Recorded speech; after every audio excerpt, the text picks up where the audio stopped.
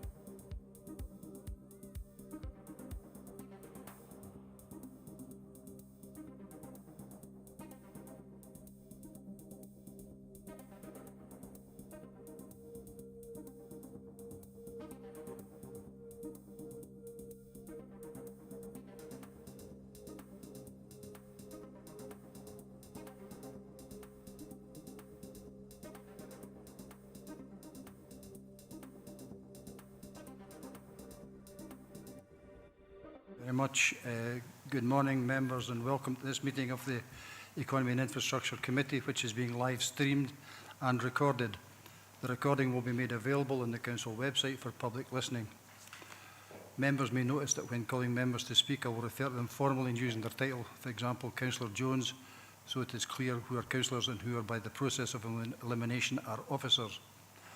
Remote participants, could you please follow the good practice guidance, which includes muting microphones and switching off your video when you're not addressing the meeting, writing speak in the Teams chat function when you want to contribute. If you're in the hall, you can do this on your iPhone or iPad, or please don't repeat contributions already made by other members. No material should be posted in the chat function if it is intended as part of the discussion. The usual standing orders apply, including that any votes will be undertaken by roll call. If any member has to leave the meeting, could you please either leave the Teams meeting for that period of time or leave in the Teams chat function and then join when you rejoin the meeting so we can keep track on whether the meeting is quorate. All members should speak clearly, taking their time speaking directly into the microphone when making contributions. When referring to reports, please provide reference to the relevant page and paragraph to allow everyone to follow. And please focus contributions on areas where clarification is required, or to propose an alternative to a recommendation. Similar to the process now followed at full council, when considering motions amendments which are substantive in nature, I will call a recess where necessary so that I may seek governance advice on competency.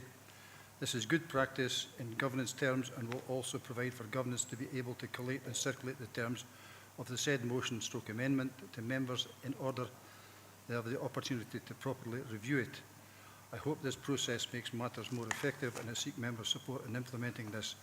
So I think that would be an email to either Amanda or to Claire, or both. That's if we can do that, please take it forward. We'll move on to the SEDERN apologies, etc. Claire, can you provide the SEDERN, please, indicating who is participating remotely, and any apologies, please? Okay, good morning. Thank you, Chair. I've been advised of 2 apologies this morning from Councillors Blake and Councillor Marshall. Since the papers were issued, we now have Councillor Thompson on this committee.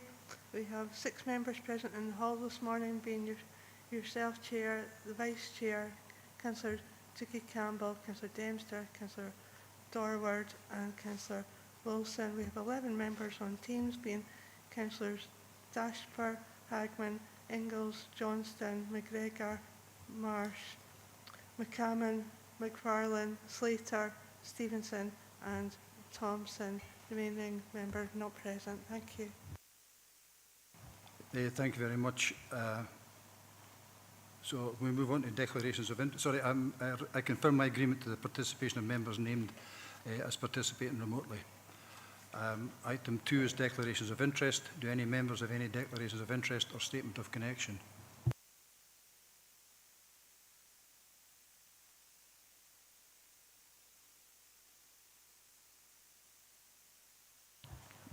Not seeing anybody, so I'll take that as no. We'll move on to item 3, which is the minutes of the previous meeting. These are up for approval. Are we happy to note the minute and agree the minute?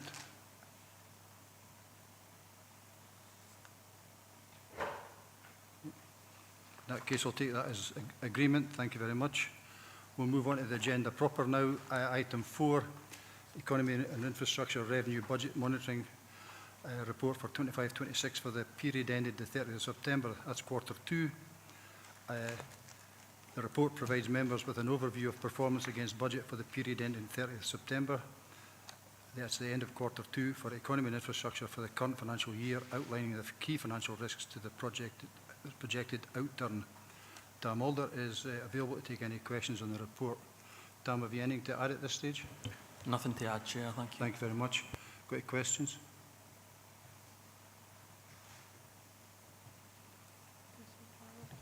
Linda? Good morning, members. Thank you, Chair. Thank you for the report. This is with specific reference to Appendix 2. You're still predicting in this directorate that only 300k of the 64k budget savings will be achieved by the end of the financial year. And it kind of makes me think about, well, why have we put these down as potential savings in the first place? And what degree of rigour are we using when we actually identify areas for making savings when we can't actually achieve them?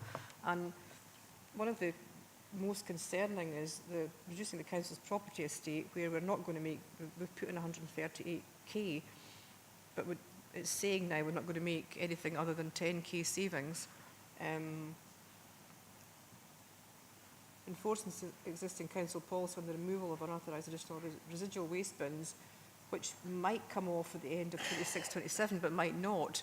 I'm not filled with confidence, I'm sorry to say, that these savings will be achieved in 26-27 when they haven't been achieved this year, when they were actually put down as savings. And if they aren't going to be achieved, and if we're going to have incur even more or even less savings going forward, what impact does this have on spending in this directorate? And what impact does it have on spending across the council in terms of savings and budgets? Because it will have an impact across, I would imagine, the whole council. So can we, going forward, look at a degree of rigour regarding savings predictions that isn't in here? I get that you put mitigating circumstances, but we base our budgets on what we're told by officers in terms of savings, and that's how we do a bit of our business. And it's really not encouraging when you see these savings can't be made. And I'm not getting at the staff before anybody says anything. We are where we are with these things. Things are challenging, but I think we need to, going forward, we need to look at, with a degree of rigour, at what savings can actually be made in the years that we're saying they can be made, as opposed to continuously saying to us, we're not going to make the target, which is where we are. Or are we going to make the target? Is it going to change? It doesn't look like it with the table on Appendix 2. It doesn't look like we're going to make the target. It looks like we're going to have a shortfall, which may increase. So, degree of rigour, what effect does it have on E&I, and what effect does it have on wider council budgets in terms of predicting savings for next year? Thank you. Dan, can you give us the broad outline? And then I've actually got 3 heads of service here as well for specific questions about the service, plus the director, obviously. So, Tam, if you've got a headline figure, and then we can let one of the heads of service come in. Thanks, Chair. Thanks, Councillor Dorward. So, I'll let the heads of service come in to speak more about the operational element. I think the key thing for me is that all the savings, with the exception of the 2 property-related savings, are expected to be achieved on a recurring basis from the beginning of the next financial year. There is a timing delay this year, which we've sort of evidenced and mentioned in the prior committee as well. Another key thing to mention is that the shortfall in the savings isn't impacting the services outturn position this year. There has been change funding identified to provide mitigation on a non-recurring basis, so it's not part of the overall outturn overspend. So I'm not sure if that answers part of your question, whether maybe the heads of service might want to come in. Thank you. Garen, do you want to come in? Yeah, thanks very much, Chair. Through yourself, thank you, Councillor Dorwood, for your comments. Absolutely agree going forward. You know, any budget proposals that are put forward for members' consideration need to be, you know, realistic and achievable. You know, in terms of the elements, specifically in relation to transport and infrastructure within Appendix 2 there have been some challenges there, as you can see, particularly in and around property estate. So 2 there for property estate, the reducing the council's property estate, which we're having ongoing challenges with, as well as co-locating, and specifically co-locating has been particularly challenging in and around you know, I guess the transition to home working. However, for both of those, through myself and through the property team, we're looking and considering options to achieve those savings in the coming months and years. And in terms of vehicles and the fleet savings there, again, I believe that will be achievable. We just need to do some further work in and around progressing that one. And I don't know if Alan wants to come in terms of any of the facilities, waste and neighbourhood services. Thank you. Are you okay with that, Linda? Yeah. Yeah, thank yourself, Chair. Thanks Yeah, very much. come, yeah. Thanks, Councillor Dorwood. Yeah, I think just for reference to myself, I think you were making reference to enforcing of the system of the council, the removal of the unauthorised bins, and specifically, I think, and that's the biggest one that the underachievement and the saving is going to be. I think specifically, once that one was agreed, we have found that going through the process is significantly challenging for us. And just to give some stats on the back of that, and it's more, there is some more detail within the performance report and the waste report as well. However, we received, once we launched that, we received 1,000 calls or contacts from the public, as you would expect. But that's been very positive in how we're going to deal with that. But it has slowed the process down significantly, and that's reflected in the savings. It's also worth mentioning that within the shortfall that's in the savings, that there's also the other waste savings that was identified in there were significantly delayed round about the request of the motions. So there was 2 motions requested to come back to committee, and that significantly delayed that process with other 2 waste services. But they have moved on significantly, and you can see that within the later reports. It's within the performance report and the waste report. So I think but certainly the one with the unauthorised bins has been significantly challenging for us, but we've laid it out with a more realistic approach. The data that has come back probably has challenged some of the stats that was in the savings template as well, just through the records that we had, but we're happy to provide an updated report on that moving forward. Thank you, Chair. Thank you. You okay with that, Linda? Do I come back? Yeah. Yeah, I mean, I totally accept that there are challenges, and when you put something on paper, perhaps you can't think of every single contingency or every single issue that's going to affect that. But I would ask that we maybe look a bit more at potential contingencies. And I think with the combined experience sitting in front of me, it does take more work, and I respect the experience that you have. But it's you know, what you've said is that are realistic and achievable. So even halving that and saying, right, we can do that this year, we'll do that next year, based on, you know, something like the bins amnesty is going to be massively challenging, because people focus on bins and potholes, don't they, when they think about the council. So anything to do with bins is going to be massively challenging, and you're going to get a lot of positive and less positive feedback from residents. And so it's about building that into the process going forward. Easy for me to say, more difficult for you to do. I appreciate that, but thank you for your candid answers. Appreciate that as well. Okay, Linda, thank you. I've got 2 speakers wanting to come in, Councillor Hagman and then Councillor Wilson, in that order. Katie, you want to come in first? Yeah, thank you, Chair, and good morning, everyone. So I really welcome the opportunity to have a look at this report, and I think it is important to get this level of detail at committee.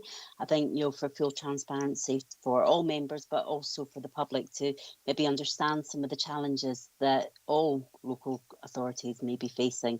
But my question is more of sort of a general point, and that is around the role of the budget panel. So clearly, members are looking at next year's budgets, and there's the public consultation that's live currently. But what is the role of the budget panel in terms of realising savings from last year? And it's picking up on Councillor Dorwood's point of, if we are putting forward savings, how are we getting that feedback in terms of the budget panel? Because all all groups agreed that we wanted to see a budget panel, and we all wanted to have that open and transparent way of working. So how can we ensure that the relevant information is being fed back, and we maybe don't have to wait to service committees to get this level of detail? Thanks.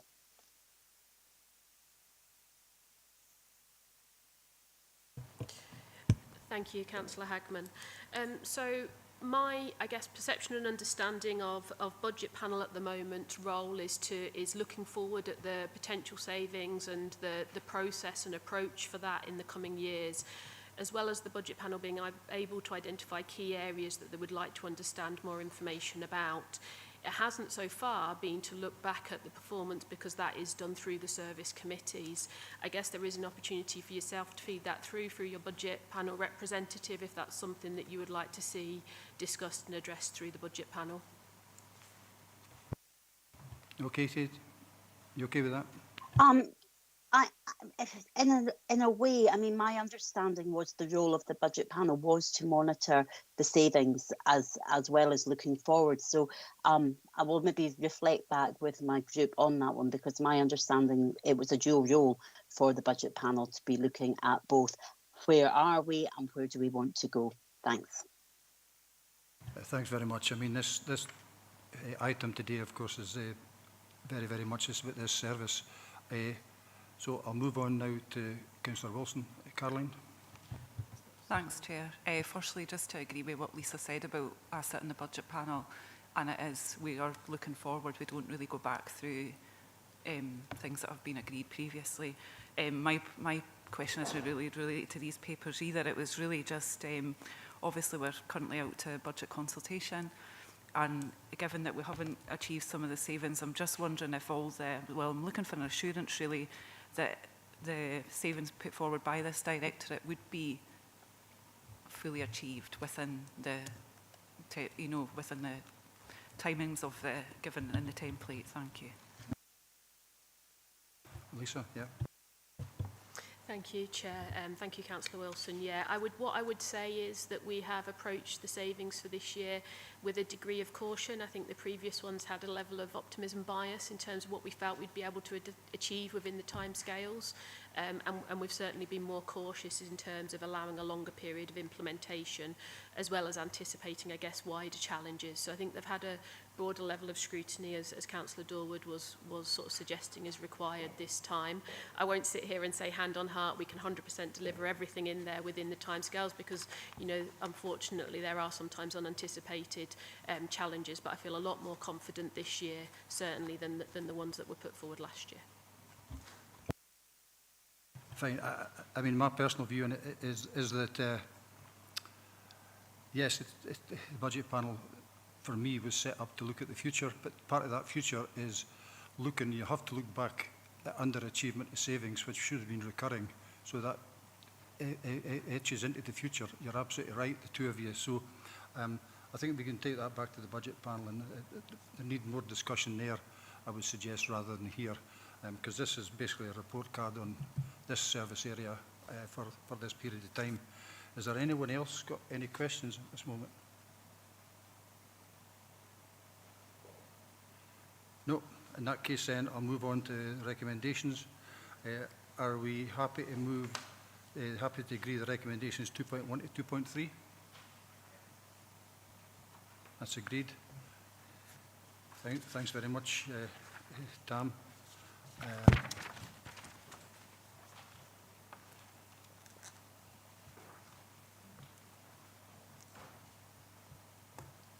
Just give the officers a chance.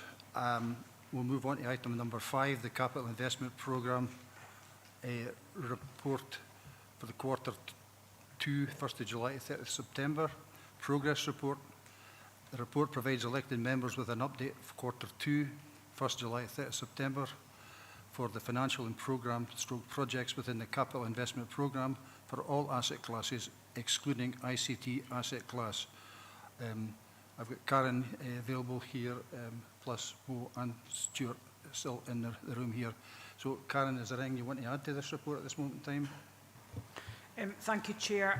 Just a brief update in relation to a change within the report. So in section 4.8, in relation to Dumfries High School, It currently says that the new building will be handed back over to the school in April 2026. Through further work this week, that date is now going to be May 2026. So there is a 4-week delay in there, which we are working with contractor and school in relation to, and that's to do with ensuring that we have got appropriate commissioning and testing in place before the building's handed over. Thank you. Thanks very much. I'm going to open it up to questions.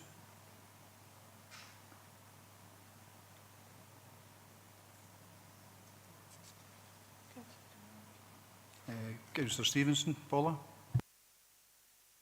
Thanks, Chair. It's in relation to page 54.41 with the ice bowl. Now, there's a 363 overspend. It seems to do with issues regarding fire safety. And it has left me a wee bit concerned about how often are we checking that we're compliant in other buildings. You know, if we've just found that out through works, you know, what assurance have we got as councillors that we're not going to find this anywhere else? Thank you. Mo, can you pick up that, please? Thank you, Chair. Thank you, Councillor, for your question. No, I understand where your question is coming from. These ones, like the ice ball, for example, it's not possible to check these with the naked eye. We had to do the openings to find out the absence of fire protections. Unfortunately, what happens, obviously, the guidance and building standard change by time, so probably at the time those buildings were built or were refurbished, the guidance wasn't as strict as it is today. We carry checks where possible, but it's not possible for us to check all buildings on a regular basis for fire safety. But what we intend to do wherever we have refurbishment or works in buildings, thorough checks are carried through and not just leave it as it is. We make sure to address those issues, the same what we do in here. The ice ball, although is impacting in terms of the financial spend, but we're making sure the issue is addressed and mitigated. Thank you. You okay with that, Paula? Just for assurance, Andy, how would this work with our insurance? Is it something that you need to do retrospectively, but we're covered until that point? I completely appreciate the change in building standards recently and the difficulties that it's made. I'm just really worried how much we're covered and how much do we actually ask the officers in charge of these buildings to actually look into. Mo? Thank you, Chair.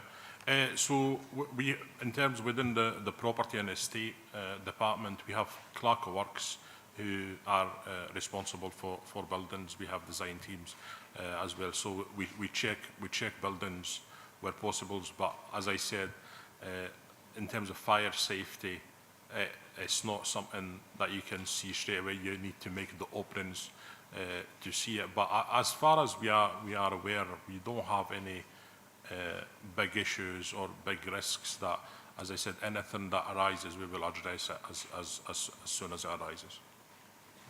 Yeah, 2 seconds, Karen, just a supplementary to that. So was it the work going on which was taking you back to the original building some 30 odd years ago that you were actually finding that fault?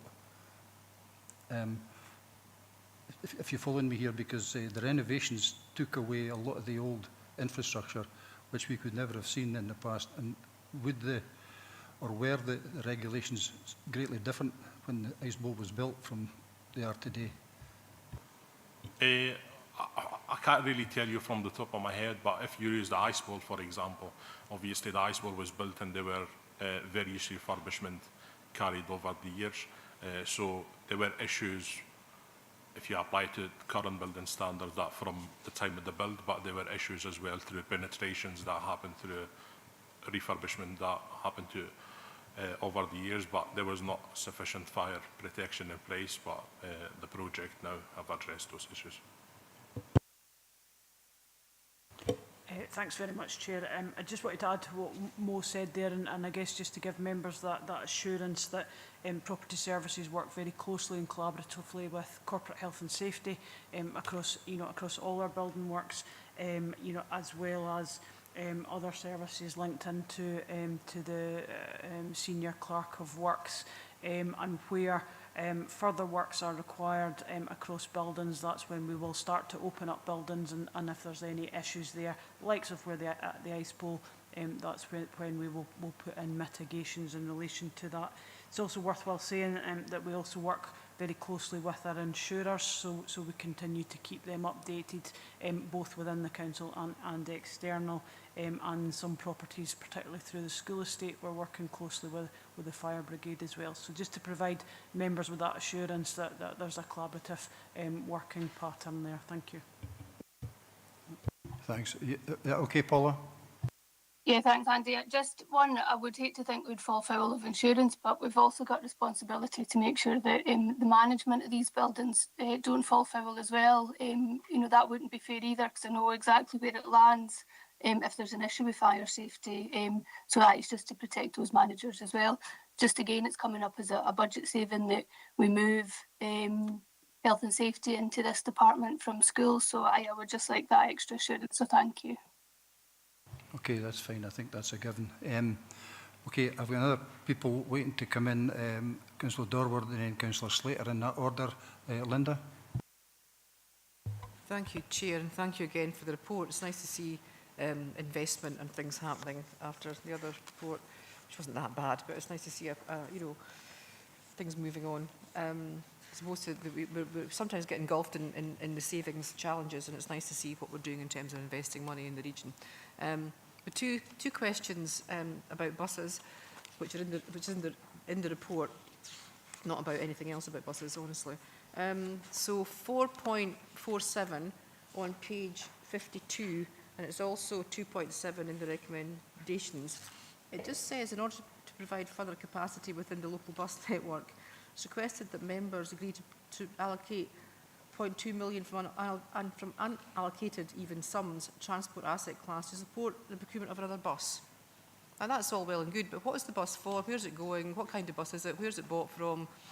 That's one question about that. I've got another question, if that's okay. You're poised on the button there to come in. That's really impressive. It's 4.5.2 Luff buses, and that's great that we're spending money on buses. Fantastic. That's on page 53. But we're buying 6 from China, and we're buying 3 from the UK. Now, given the fact that the UK manufacturer is in dire straits at the moment, we know that because they've been given some furlough funding, can we not look to, and especially with this administration, can we not look to buy local more, even if local is the UK, because Alexander Dennis has companies across the whole of the UK. Would that be something we consider going forward? I know it might be timescales and things, so a question for the Chair and for officers, could we not look to buying more local when we look to buying buses? And where is the bus at 4.47? Where's that been purchased from, and what is it exactly for? Thank you. Karen, yeah. Thank you, Chair. I'll maybe pick up initially and then hand over to Sarah Jane. Thank you, Councillor Dorwood, for your questions in relation to both 4.47 and the Luff buses. So I don't have the specific detail in front of me in relation to where that bus will be allocated that's referenced in 4.47. However, happy to find that information out, but what I would say is that's to strengthen DGC buses in relation to both the subsidised and home-to-school transport across the region. And I think it's fair to say since the implementation of the new subsidised routes and home-to-school routes from August, there have been challenges in relation to available and numbers of buses across the region. So that's to add to that. And then in relation to the Luff buses, I think an overarching perspective from myself is we do try to buy local where we can. However, there will be reasons for the purchase of the Luff buses which are all electric. But I'll maybe at this point hand over to Sarah Jane for a further more in-depth response there. Thank you. Thank you, Karen, through yourself, Chair. Thank you, Councillor Dorwood, for your question. Absolutely. When we've set about procuring these vehicles, we have looked to confirm that not only when we buy these vehicles, but when we have to maintain them and keep them on the road, that we have access to warranty and after sales. And obviously the local suppliers tend to be able to get to a call out quicker and be able to support us in keeping our vehicles on the road long term. I can say that the Yutong vehicles we tried to procure, well, we're procuring 2 different specifications of vehicles, 2 different sizes, and the Yutong vehicles for the larger were the most economically advantageous tender. They came in financially, the cost was cheaper to purchase those vehicles. But I would also say that Alexander Dennis have just launched new products. The Enviro 100, the smaller bus, has been out for a couple of years. The Enviro 200 that we would have been looking to purchase for this larger vehicle is still in homologation, it's still under test, and we were not confident that the supplier could deliver those vehicles within the timescales of the Levelling Up Fund project, which must be delivered by March 2026. So we made the opportunity to go with the vehicles that we knew could be delivered and that do also have a good warranty and supply package in place. Okay, Linda. Yeah, thanks, Chair. I think I'm reassured that we're looking local if we can, and if we can't, which is unfortunate, if we can't do that, then we have to go for the best value option and a reliable manufacturer, so that's fine. Thank you for that. And again, with the 0.2 million new bus, could somebody just not put that in, saying it's for, you know, the home to school? That would have been fine. It's just to give us more detail, so that if you're reading these things, you're like, well, what is that for? What's it doing? And here are the reasons. That makes perfect sense. So thank you for that. Karen, do you want to come back? Yeah, thanks, Chair. Yes, so absolutely, more than happy to look at that in future reports. Thank you. No problem. I've got 3 councillors wanting to speak. Councillor Slater first, Hagman, and then Dempster in that order. David, you want to come in?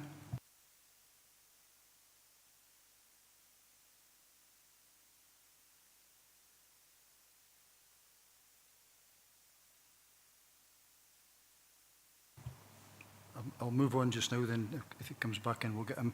Councillor Hagman.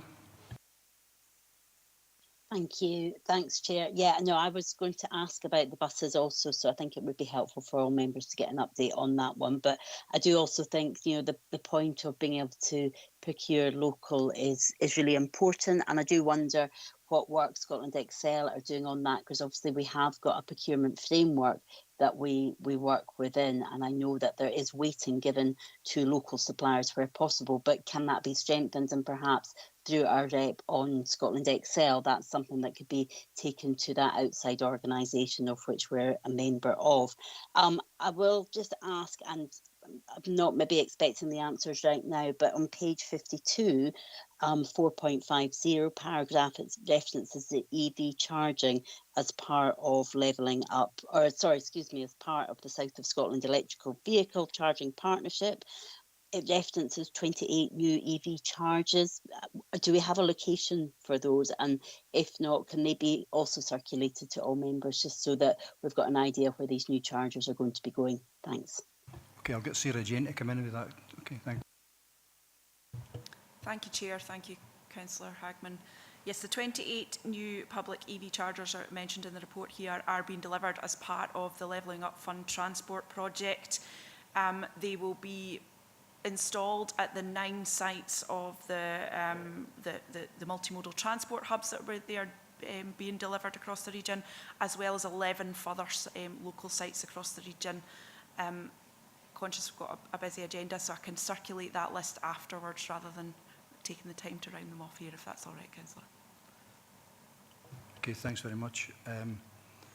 Yeah, that's helpful. Thank you, Chair. I know that certainly one of my communities was very keen to get some, even though they weren't a hub site, so helpful to know that we're looking beyond just the hubs. Thank you. Thanks very much. I'm still going in that original list. So it's Councillor Dempster, then Slater, then Councillor Campbell, in that order. Dougie Campbell, that is. Jim, you want to come in first? Thanks very much, Chairman. I'm confident that when I see where the bus has been allocated, it'll be to the 246 journey in Medina-upon-Nistyle through to Dumfries. But on a more serious note, I did say at a meeting some time ago that we should be looking to utilise the buses we have that are dormant, because there is a clear need, an identified need that we're currently no addressing. And I understand that later in this report we will get an update on how we might proceed to analyse exactly what the issue, need and demands are. But in the interim, there are folk in communities across Dumfries and Galloway that are not being served the way they should be, including the folk that I represent. And I think we need to be looking at short-term measures, using our own fleet. We have service buses that are lying dormant at night. We have buses that are used only for school journeys, and they could be introduced in a short-term measure to meet some demand until we get a more detailed analysis of where we are. The only other thing I wanted to ask about was in Appendix 3. There are 9 red line projects where it said rebaselining might be necessary. I presume that's a fancy word for uprating or adding additional expenditure to meet the completion or to allow the completion of these projects. How does that leave our budgets? Because it doesn't say in this report how much. It just simply says rebaselining will be required. So I think maybe a more detailed report to members on exactly how much we're talking about might help, because there's not much point in us trying to save £12 million if we're going to put another 5 into projects that are ongoing. That hasn't been identified in our papers today and should form part of the budget consultation consideration for next year. So I wouldn't mind kind of what we're talking about, Chairman, if in fact rebaselining does mean over budget. Yeah, I'd like to find out what it is. Can you give us a page number as an example of what you're talking about here? Page 92 is an example, Chairman. That's the 9th one. I marked them off. And there are other pages. But it's clear, it's all the red highlights that officers have provided us with in the papers. Page 88 is another one, and that one is on the Castle Douglas Crannog project. But I wouldn't want to pick out one project because they're all in the same Appendix 3. I'm just simply saying these are highlighted in red, and it only uses a language that doesn't say over budget. Absolutely. I'll let Mo come in and answer that.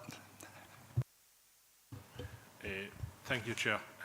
Just in terms of the word rebaselining, so in terms of project management, in terms of programme management and cost management, as a project start, the first approved programme and the first agreed cost plan is what we do call or refer to as a baseline. But sometimes, as you know, once the project develops into their design stages, what will happen, the programme will move to a date, for example. Once if that programme is accepted, so that what will become your new baseline. So maybe those projects, although they are still in development, they haven't had their revised programme accepted. So that's where the word rebaselining is coming. But as you said, it's not specific to a project. It's just the standard language is used for those grants. That's all that is. Thank you. Yeah. Karen, do you want to come in? And I think the director after you. So. Thanks very much, Chair, and thank you, Councillor Dempster. And I guess just to add to what Mo said, obviously these reports are reasonably new. This is the second time members have received, as I say, the new capital investment for projects, high level and medium level and high level risk projects over £1 million in front of you. So if some of the wording's not quite accurate yet, we can develop that as we go forward. And then I think the second thing I was going to say, but the executive director might pick up on this as well, members will receive a report in December in terms of capital investment as a whole, and what that looks like going forward. So just to give you that assurance, but so Thanks, apologies. Chairman. Thank you. Okay, Lisa, do you want to come in? Thank you, Chair. Yeah, so just to reiterate, I guess the baselining can be anything from finance to timescales to various other things in terms of needing to reset. And there are a number of projects that I guess have sort of set out the principles and the broad budget quite a number of years ago. And therefore the continual comparator means that it comes out as red, but the reality is members know or have already agreed additional spend or revised timescales, etc. But we don't want to just change a date from the very original one or change the amount. In addition to that, anything that does require additional spend would absolutely come back through members in line with the delegation. So I guess there's an element sometimes of warming members up to some of that, making them aware as early as we know and are able to. But as Karen has said, there's a report coming to full council in December that will outline all of the key projects, the current financial position, etc., to enable members to take some of that into consideration as part of the budget setting process. Okay, Jim? Yep. In that case, I'll move on. Councillor Slater, you tried to get in earlier. Do you want to come in now, David?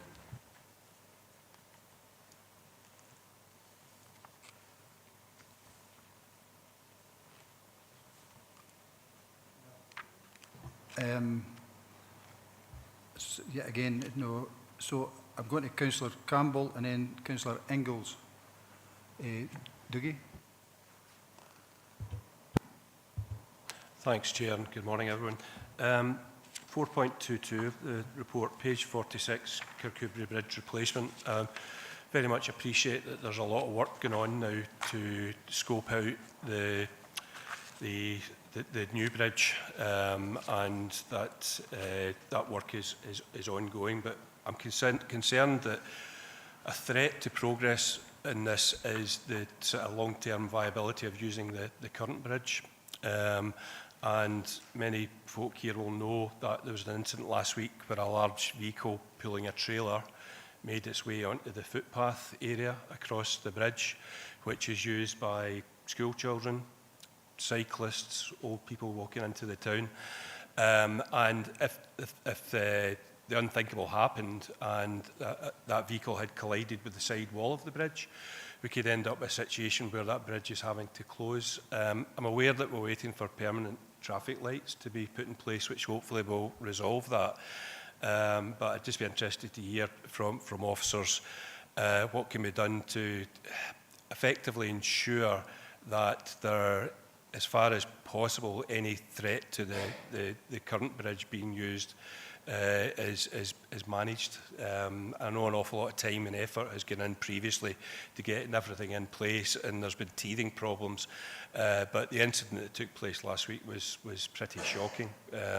So it's a concern for me that if the bridge were to close for whatever reason, for repairs, etc., it is a major threat to the economic and social side of life in Kirkcudbright. Thanks, Chair. Karen, can you come in? Yeah. Yeah, thanks very much, Chair, through yourself. Thank you, Councillor Campbell. I was fairly shocked, like I'm sure everyone was, to see the photos last week in terms of the vehicle and the trailer positioned on the pedestrian side of the bridge.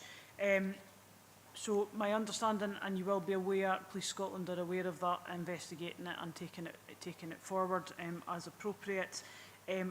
Duncan is on the call, but I have since spoken to Duncan in relation to that. And just for members' information, it's our understanding that that vehicle was having difficulty crossing the bridge because the restrictions are no trailers, and therefore were then met with oncoming traffic. So therefore forced the bollards down so that they could get out the way.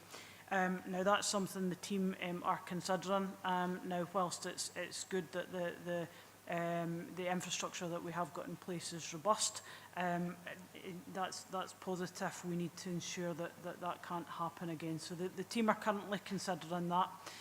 What I would say, just to give that assurance, is the reopening of the bridge under the restrictions that we have in place is our medium-term aspect, and we'll continue to ensure that that remains open through regular inspections through the roads team and the engineering team, and working closely with Police Scotland to reduce the number of vehicles that are going over against the restrictions, as well as working with the local community to ensure that they're on side and supporting us in that approach.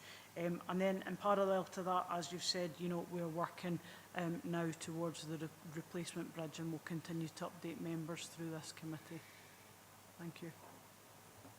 Okay, Dougie, okay.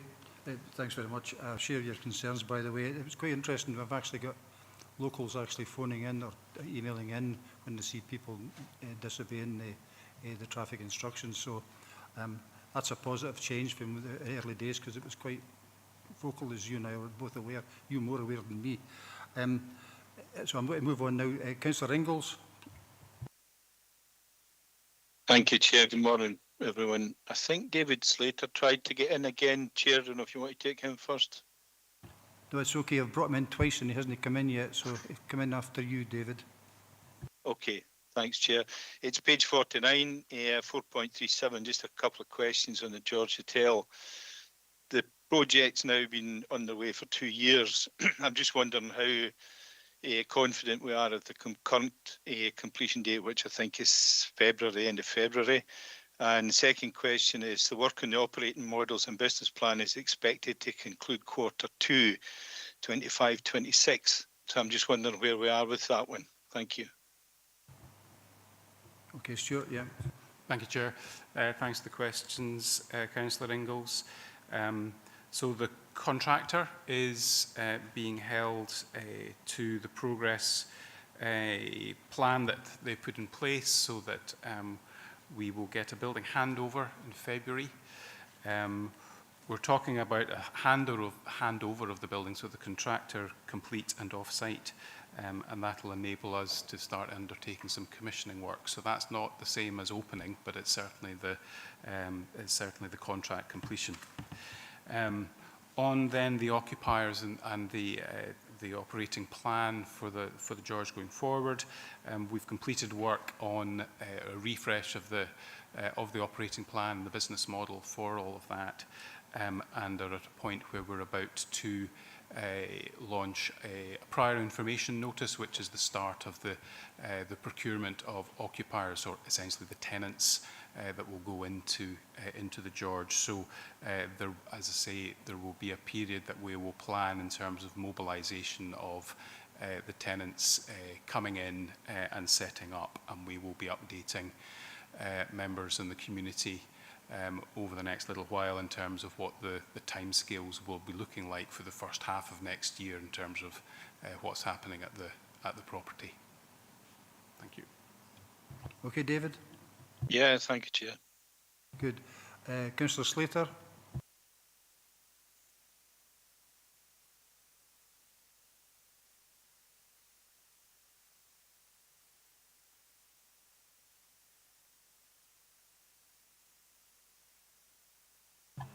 I see your hands down. I'm assuming. Right. Okay, in that case, I don't want to miss anybody or give them a chance to speak, but that's 3 times now, so I think we'll move on. So I'm happy to go to the recommendations. Are we happy to note 1, 2 and 3, and then agree 4, 5, 6, 7, 8 and 9? Yeah. Not the contrary. Okay, that's noted and agreed. Thank you.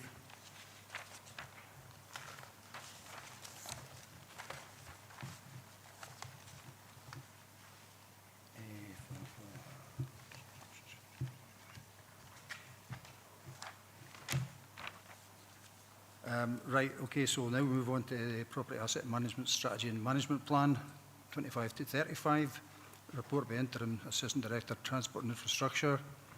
Report presents a draft Property Asset Management Strategy and Management Plan for the 10 years from 25 to 35 to elected members for consideration to support the Council's proposed approach and commitment to effective asset management across the Council's property estate. I've got Karen Brownlee, Colin Freeman and Moa Goon are available to take any questions on the report. Karen, is there anything to add at this point in time? Thank you, Chair. Nothing further to add. So I'm happy to go straight to questions.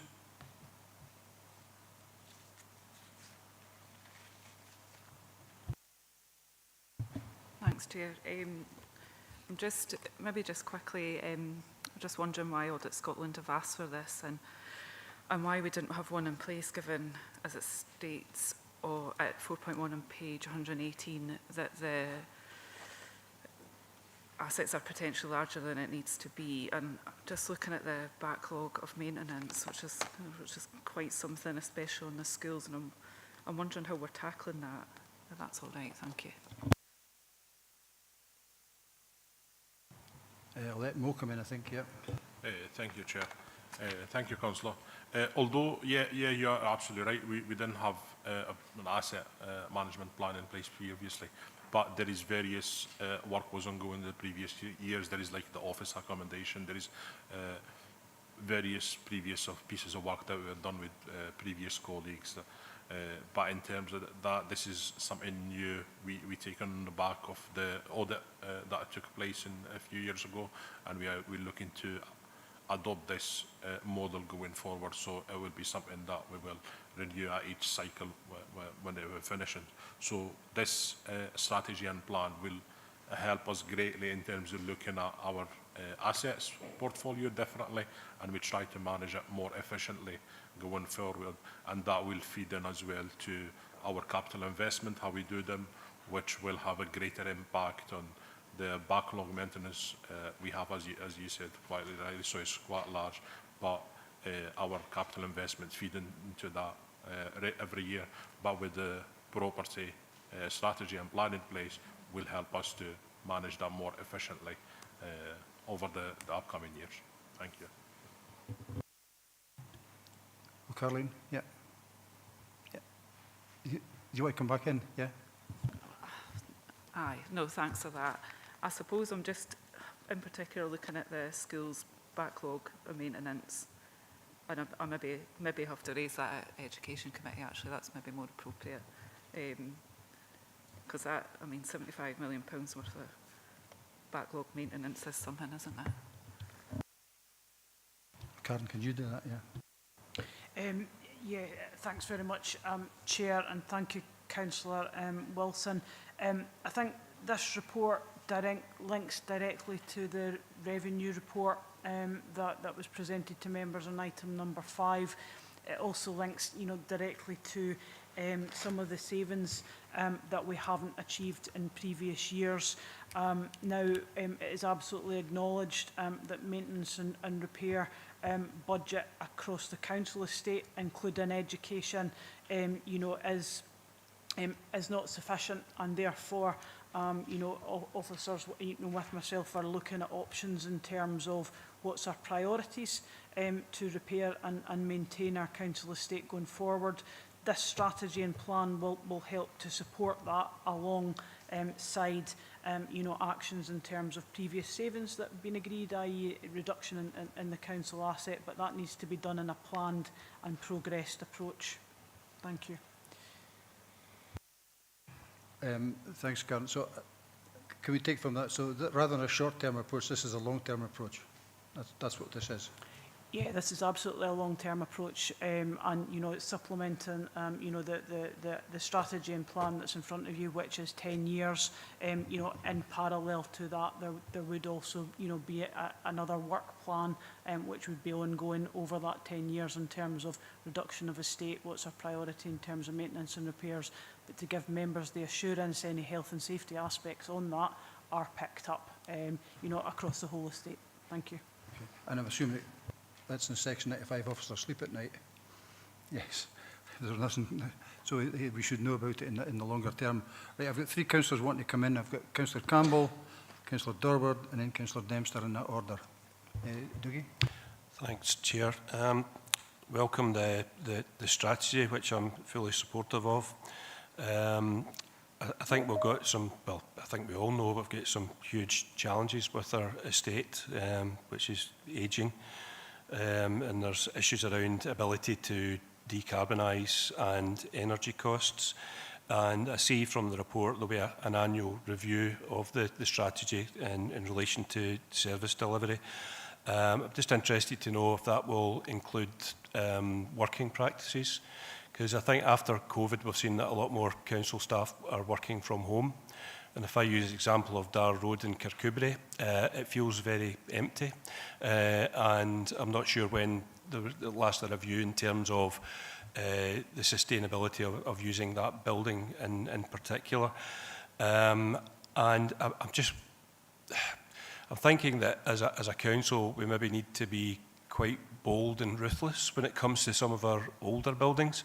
I'm just going to put this as an example, not to scare anybody, but if you take the example of Buccleuch Street, the offices there, how much are they used? How much would it cost to decarbonise? And should we be thinking perhaps of, in terms of spend to save, new builds which are energy efficient, can perhaps have space rented out to other companies, departments, services, and we would realise savings from the ongoing maintenance of some of our buildings right across the region, which are now effectively underused.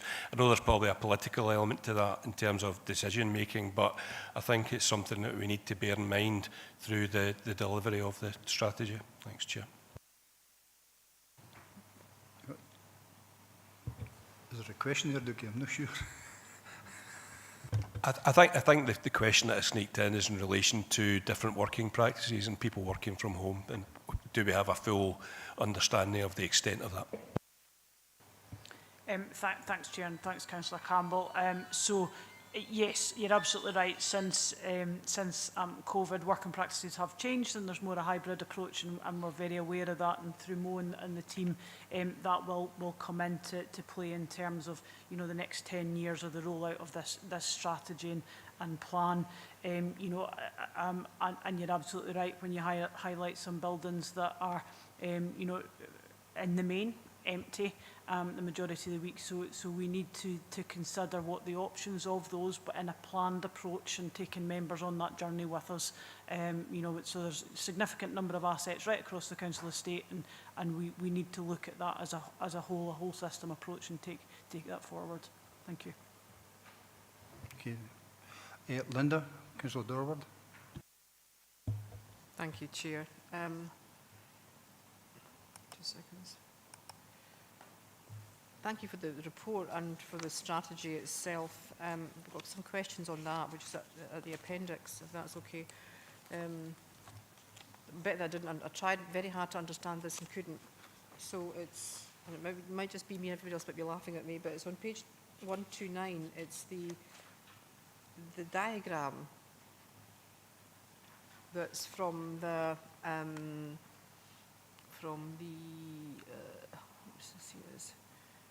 RICS. Could somebody give me a real life example that makes it work? Because I'm not getting it, how it works. So sorry. That's one question. Can I ask them all at once? I didn't understand it. I'm like, I don't understand how that works. And it's really, if it's a strategy and we've got to approve it, it's really useful to know what that means. Page 131, property asset management strategy objectives. Fairly straightforward. I did understand that. But again, just a request that the first bullet point on the left-hand side, dispose efficiently of surplus buildings to reduce asset volume and optimise service delivery. Again, understand that, no problem. But a plea that we develop, and we've had some discussions about this, standardised models for how we dispose efficiently of buildings, be it through CAT, be it through leasing, be it through selling. And these models are standardised, and they're standardised through committee, standardised at committee by councillors, and that any fees, transactional fees that the council is going to put in place, which I don't have an issue with, again, they are evidenced openly and transparently for anybody who wishes to enter into any of these transactions with the council as I think it's going to be a corporate landlord, is that right? Yeah, so 2 questions, that's it, thank you. Thank you, Chair, I'll pick up, I guess, Councillor Dorwood's second question, and then I'll hand over to Colin to give you a real life example. I'll give him a wee bit of a heads up there. So in terms of you know, your second point in relation to page 131 and that sort of standardised model, absolutely agree. So behind the scenes at the moment, and it will be reported back to members at you know, the appropriate time, but what we are looking at is that whole system approach for disposal, you know, and acquisition of council assets as a whole, whether they're school or non-school. That will include things like CAT, it will include you know, commercial properties, etc. And as I say, so the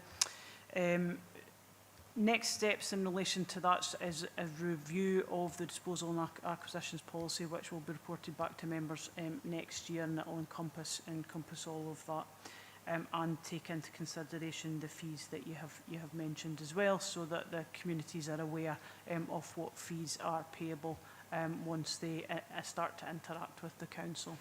And if it's okay, Chair, I'll hand over to Colin to give an example in terms of relation to page 129. Thank you.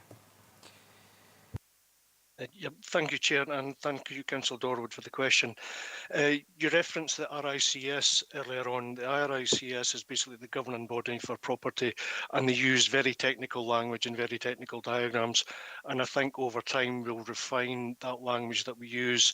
But essentially, the model on page 129 is a continuous review model. The key bit for the action plan for me at an operational level is for my asset management team to reach out to all of the council services to begin a conversation on what does actual need for property look like. Does the service need actually then translate into property need? So it's about having that constant review and constant challenge. So we do, over the course of the 10-year strategy, make improvements and make developments in terms of fewer but better assets, moving towards decarbonisation. When we review assets, do we review with a view to replacing or repurposing? That kind of thing, just so we get that conversation going, and that conversation is meaningful in terms of how the council keeps, uses and maintains its assets moving forward. Do you want back in, Linda? Just to say thank you. That helps, and perhaps rephrasing or putting a wee glossary at the bottom, or that explanation just gave was really useful. Thank you for that. That would be helpful in the strategy. Appreciate it. Thanks.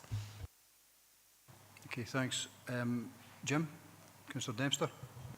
Thanks very much, Chairman. It's an appendix, Property Asset Management Strategy Management Plan, page 125 onwards, and I just want to ask a couple of questions on page 153, where it talks about the 5 R's guidance toolkit, and it's on the left, there's the review programme, which talks about strategic purpose, value for money, social value, sustainability and improved performance. So we have some buildings in our care, for want of a better word, that are category B listed buildings.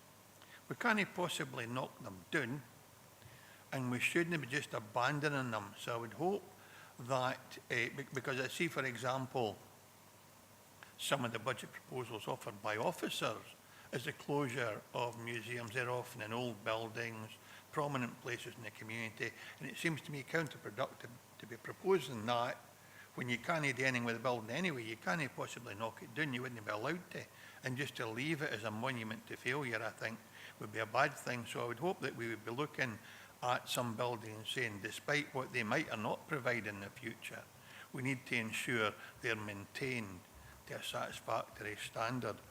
And on the other side of page 153, where we talk about reduce, and I can understand how we are looking to reduce our estate and make best value of the properties we want to keep. What we can't do either is leave them as a monument to failure, because I had 30 years in Sanquhar in an old primary school that we did nothing with, until eventually a developer in partnership with the council knocked it down. So if we're abandoning properties, Chairman, this is a point I'm making that I think we should take on. We cannot just board them up and leave them. We need to either clear the site or repurpose them or pass them on to some other individual organisation who will either make better use of them or take care of them in a way we can't. So it's just a marker, Chairman, nothing more, that this is a report, but it's a black and white report, and there are a lot of grey areas in here that we need to be very careful how we deal with as we proceed with this report if we agree this morning. Thank you. Thanks very much, Jim. And I'm not sure if there's a question in there.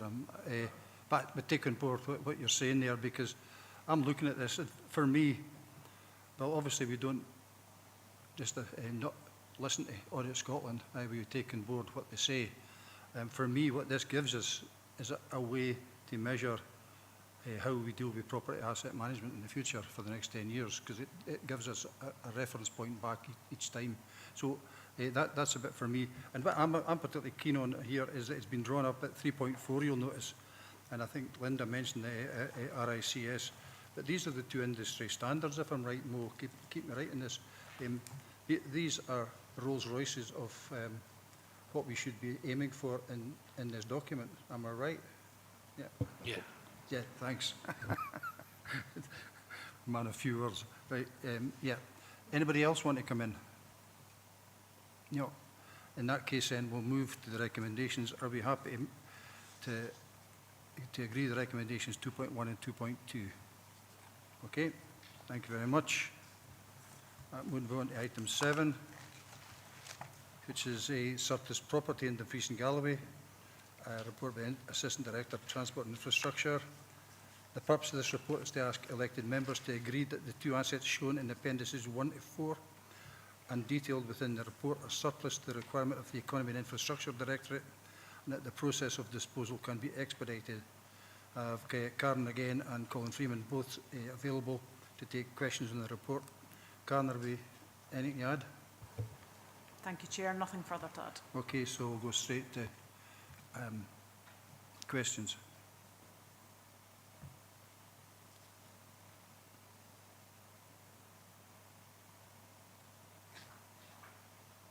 Jim?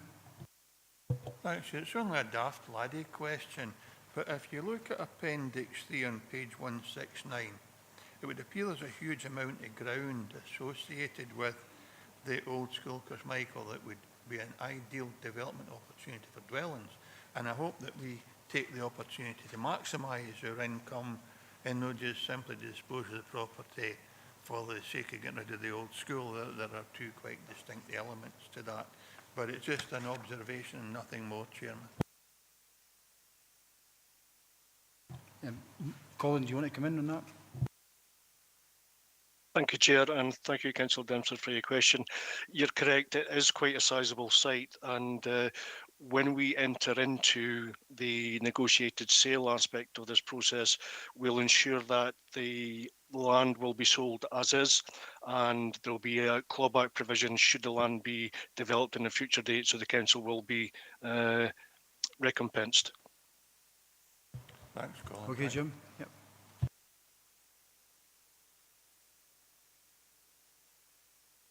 Councillor Campbell.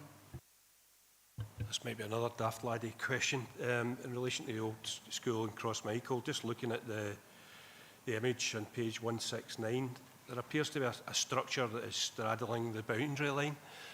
Are we proposing to dispose of half a building, or is there some sort of legal complexities within there, just out of interest? Colin again. Thank you, Chair. Thank you, Councillor Campbell. Yes, there is a little bit of replotting needing to be done. There's a shed there that does appear to be over the boundary line, but through the process of the sale, we'll make sure that that's rectified, Councillor. Okay, yeah, thanks. Just from me on the Gordon Street, that's the car park opposite the old social work offices, I believe. So we're only talking about the hatched bit in the corner, Colin, is that right? Chair, that's correct. Thank you. Just so everybody's absolutely sure what we're doing here. Thank you.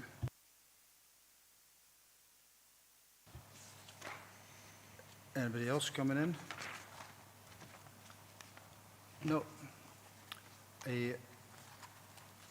So I'll move the recommendations. So we're happy to note 1, 2 and 3 and then agree 4. Happy to do it? Thank you very much, everybody. Just as a comment here, really good to see some decent maps in here so people can see exactly where they are, Colin, so thank you for that. And pictures, that's been commented on in the passing, so thank you very much for that. Thanks very much, Colin. We'll move on now to item 8, Waste Strategy Update Report. The report provides members with an update on the work being done to implement the waste recycling and reuse strategy that was approved by members at Communities Committee on the 3rd of October 2023. I've got Alan Mawson and Janice Ireland available to take any questions on the report, and along with some other officers as may be required. Alan, is there anything you want to add at this stage? Yes, Chair, if I could, there's just one error I would like to just raise, please, if I could, which is in recommendations at 2.3. It reads, agree to receive a future date a review of the residual waste collection process to meet the future Code of Practice and legislation changes at paragraph 4.12.3. And then it reads, and 4.12.4. 4.12.4 is an error and it should be removed from the recommendations, Chair. Thank you. Thanks very much, Alan. So other than that, we're ready to go to questions, yeah?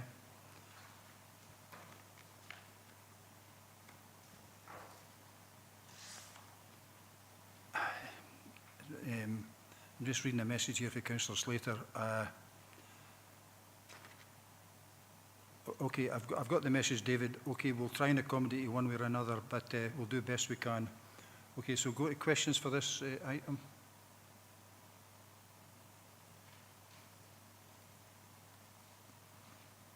Caroline? Thanks, Chair. I'm just looking at the missed bin collections, which are still quite frequent, particularly in the Annandale area. And many of these are due to resources, so I'm just wondering if I can get a bit of an explanation on that. And I think the action plan looks good. I do think we really need to be encouraging people to recycle more. But I see there's a theme on optimising curbside collections, but I'm just wondering why there's not an objective to minimise the missed bin collections. And then just with regards to the garden waste, and the level of uptake and associated income is not sufficient to cover the increased cost of the service. I'm just wondering what measures are being introduced to increase the uptake of that, because I think it is a good service and the feedback on it is actually really positive. So thank you. Alan, it goes to you. Thanks, Chair. I'll pick up on the more top end and then pass to Janice if she wants to add some detail in, if that's okay. So I think the point on when we look at the table associated with the missed bins, the staff and the issue around about the staff and attendant sticks out. However, I do draw the attention to that significantly it's only 1% overall bins that's not picked up across the region. The target is 5%. Predominantly, the challenge with that is just between absence that we've got, and I think when we look at the performance report that you see later on in the report, you see absence across all frontline services is higher than the average at 9% for obvious reasons, manual labour, musculoskeletal issues that's sitting within that, and that's the general reason. It's just absence we've got within that workforce, and unfortunately there's no scope within the workforce to offer any alleviation of that when the absences are sitting at a peak high. The teams are looking at that for a geography-based perspective, because we know that there seems to be spikes in one area more than other areas, and we've got the new model that's sitting in with HR, with the business partners. We're doing a focused piece of exercise and working on absence associated with frontline services and the reduction of that if we can. So I think that there's no specific reason why that is, but I think I would reflect back on the overall position within that. Missed bins, albeit any missed bin picks up quite a bit of traction from ourselves and fair elected members, is that they're well below the target that we have set within that, but we look at any percentage of missed bins as a challenge that we've got. On that one, if I can pick up there. The optimisation, I'll leave to Janice to pick up on why it's not in there. And I'll pick up on the garden waste. So the garden waste target that we've got is 9,000 to break even, as you'll see within the report. And the survey that we put out has been significantly positive, and we only met yesterday around about looking at how we can take that forward. Also within the report we've got is a marketing plan that we've put together. And we know through the feedback in the marketing plan that we're very optimistic that we'll hit that 9,000 target as set within where we are with that.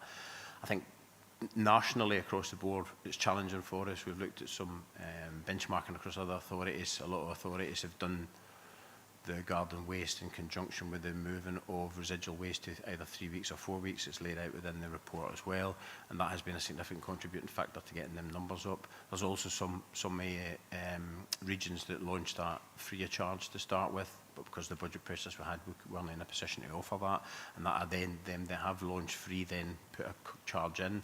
And I think the reason behind that is just that customers then see the value of the service once they're actually on board with that. But we're comfortable that through the targeted approach that we've got through the new marketing strategy, and hopefully you've seen some of the new marketing strategy stuff over the last 2 months that we focused on through Facebook, etc. And we're also this year going to be working with a company that focuses on digital marketing. So with some of the funding that we've got that's laid out within the report for the PR, we'll be looking at marketing and that. And our new approach to working with the comms team and the new marketing officer that we've got is going to look at a real focus round about G-tagging, as you do when you go to Amazon. It trolls you round about marketing and bins and garden waste, and that looks really positive round about how we would see that company and us working with our own comms team at hitting that target and exceeding that 9,000 over the next 12 months. I'll just get a bit back to Janice in case there's any other details she wants to add in that. Thanks, Chair. Councillor Wilson, Alan touched on optimisation of missed bins. Could you explain a bit further what you mean by that? I think just within the, where was I, because I've got it all written down. I think just within the action plan, there's a theme on optimising our curbside collections, but I was just really, because there's no objective to minimise the missed bin collections, if that makes sense. And I suppose because my first question was really on missed bin collections, that's where I was coming from with that. Thank you. Okay, I don't think we've got anything to add to that. Do I come back, yeah? Yeah, that's all right, thank you. No, appreciate the answer on the garden waste scheme. I suppose my issue with the missed bin collections is my cardboard bin didn't get picked up, so I have to drag my bin 300 yards down the road for then have to drag it back up when it doesn't get emptied. And because my neighbours then all complain, I've seen me having to drag their bins up as well. So it's just like, it is quite an issue, and I get it's a small percentage, but it is a complaint we consistently get, or I certainly do as a member. So it's normally my cardboard bin, which I'm quite thankful for, because I wouldn't really want to be dragging my general waste bin back up the hill. Thank you. Janice, Lisa, do you want to come in? Yeah. Thanks, Councillor Wilson. Can I suggest, rather than us building it into the action plan, given now our overall performance is really strong at 1%, that we perhaps just take a look at your specific challenge out with the committee. If it ties into some of the challenges that Alan's already outlined that we're dealing with, then hopefully it'll be addressed that way. But if it's something we're not aware of, then it may be something we can pick up more locally than building it into the action plan. Is that okay? Yeah, okay, fine. Now, I'm going to break the protocol a wee bit here, because we do say that the meeting chat isn't things part of it, but Councillor Slater's having a real problem, but he's got a specific question to ask here, and you can actually maybe see it up there. But it's about electrical waste, and that could possibly be refurbished. Will the new plant have all this equipment to be kept under cover instead of sitting out in the rain? In relation to the HWRCs. Yeah, yeah.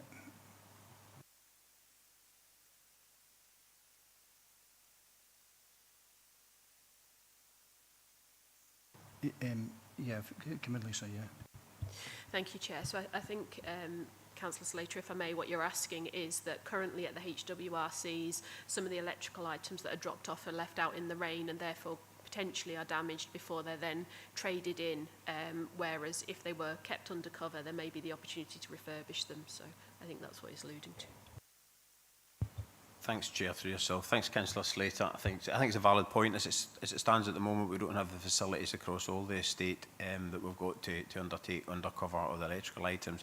However, it's a valid point, and I think what we could do is within the report, you'll see we've got the scope for the review of the HWRCs, and happy to put that in as an element of the scope of the review of the HWRCs, and then feedback on the outcome of that at a later date. Thank you, Chair. Okay, thanks. You would pick that up, David, because apparently you can hear and see, but you can't contribute. So just give me a thumbs up if you're happy with that. And okay, I've got a yes.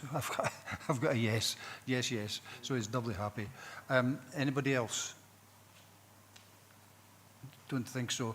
So we'll move on to recommendations. Are we happy to agree the recommendations 2.1 to 2.7? Happy agreed?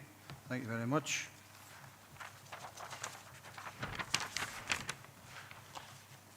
Let's move on to item 9. This is quite apt. It's about time for a comfort break. We'll cover this one first. Public toilet review, item 9. Report is presented to address the request via the 2025 budget motion. That was bullet point 19 for the review of public toilet provision in the Fries and Galloway. I've got Alan Mawson and Nicola Simpson online, are available to take any questions on the report, along with other officers as may be required. So I'm going to open it up. Councillor McCammon, Jackie. Yeah, thanks, Chair, and good morning, everyone. Just first of all, can you hear me okay? I'm having issues with my laptop. No, you're okay. Perfect. I'll keep my camera off just in case it affects the connection. Yeah, I'm pleased to see this item on the agenda. To be honest, it's a, as far as I can interpret it, a really positive one. I suppose, Chair, I'm just looking for some reassurances from Alan and Nicola that it's always the word review that gives me the fear as such.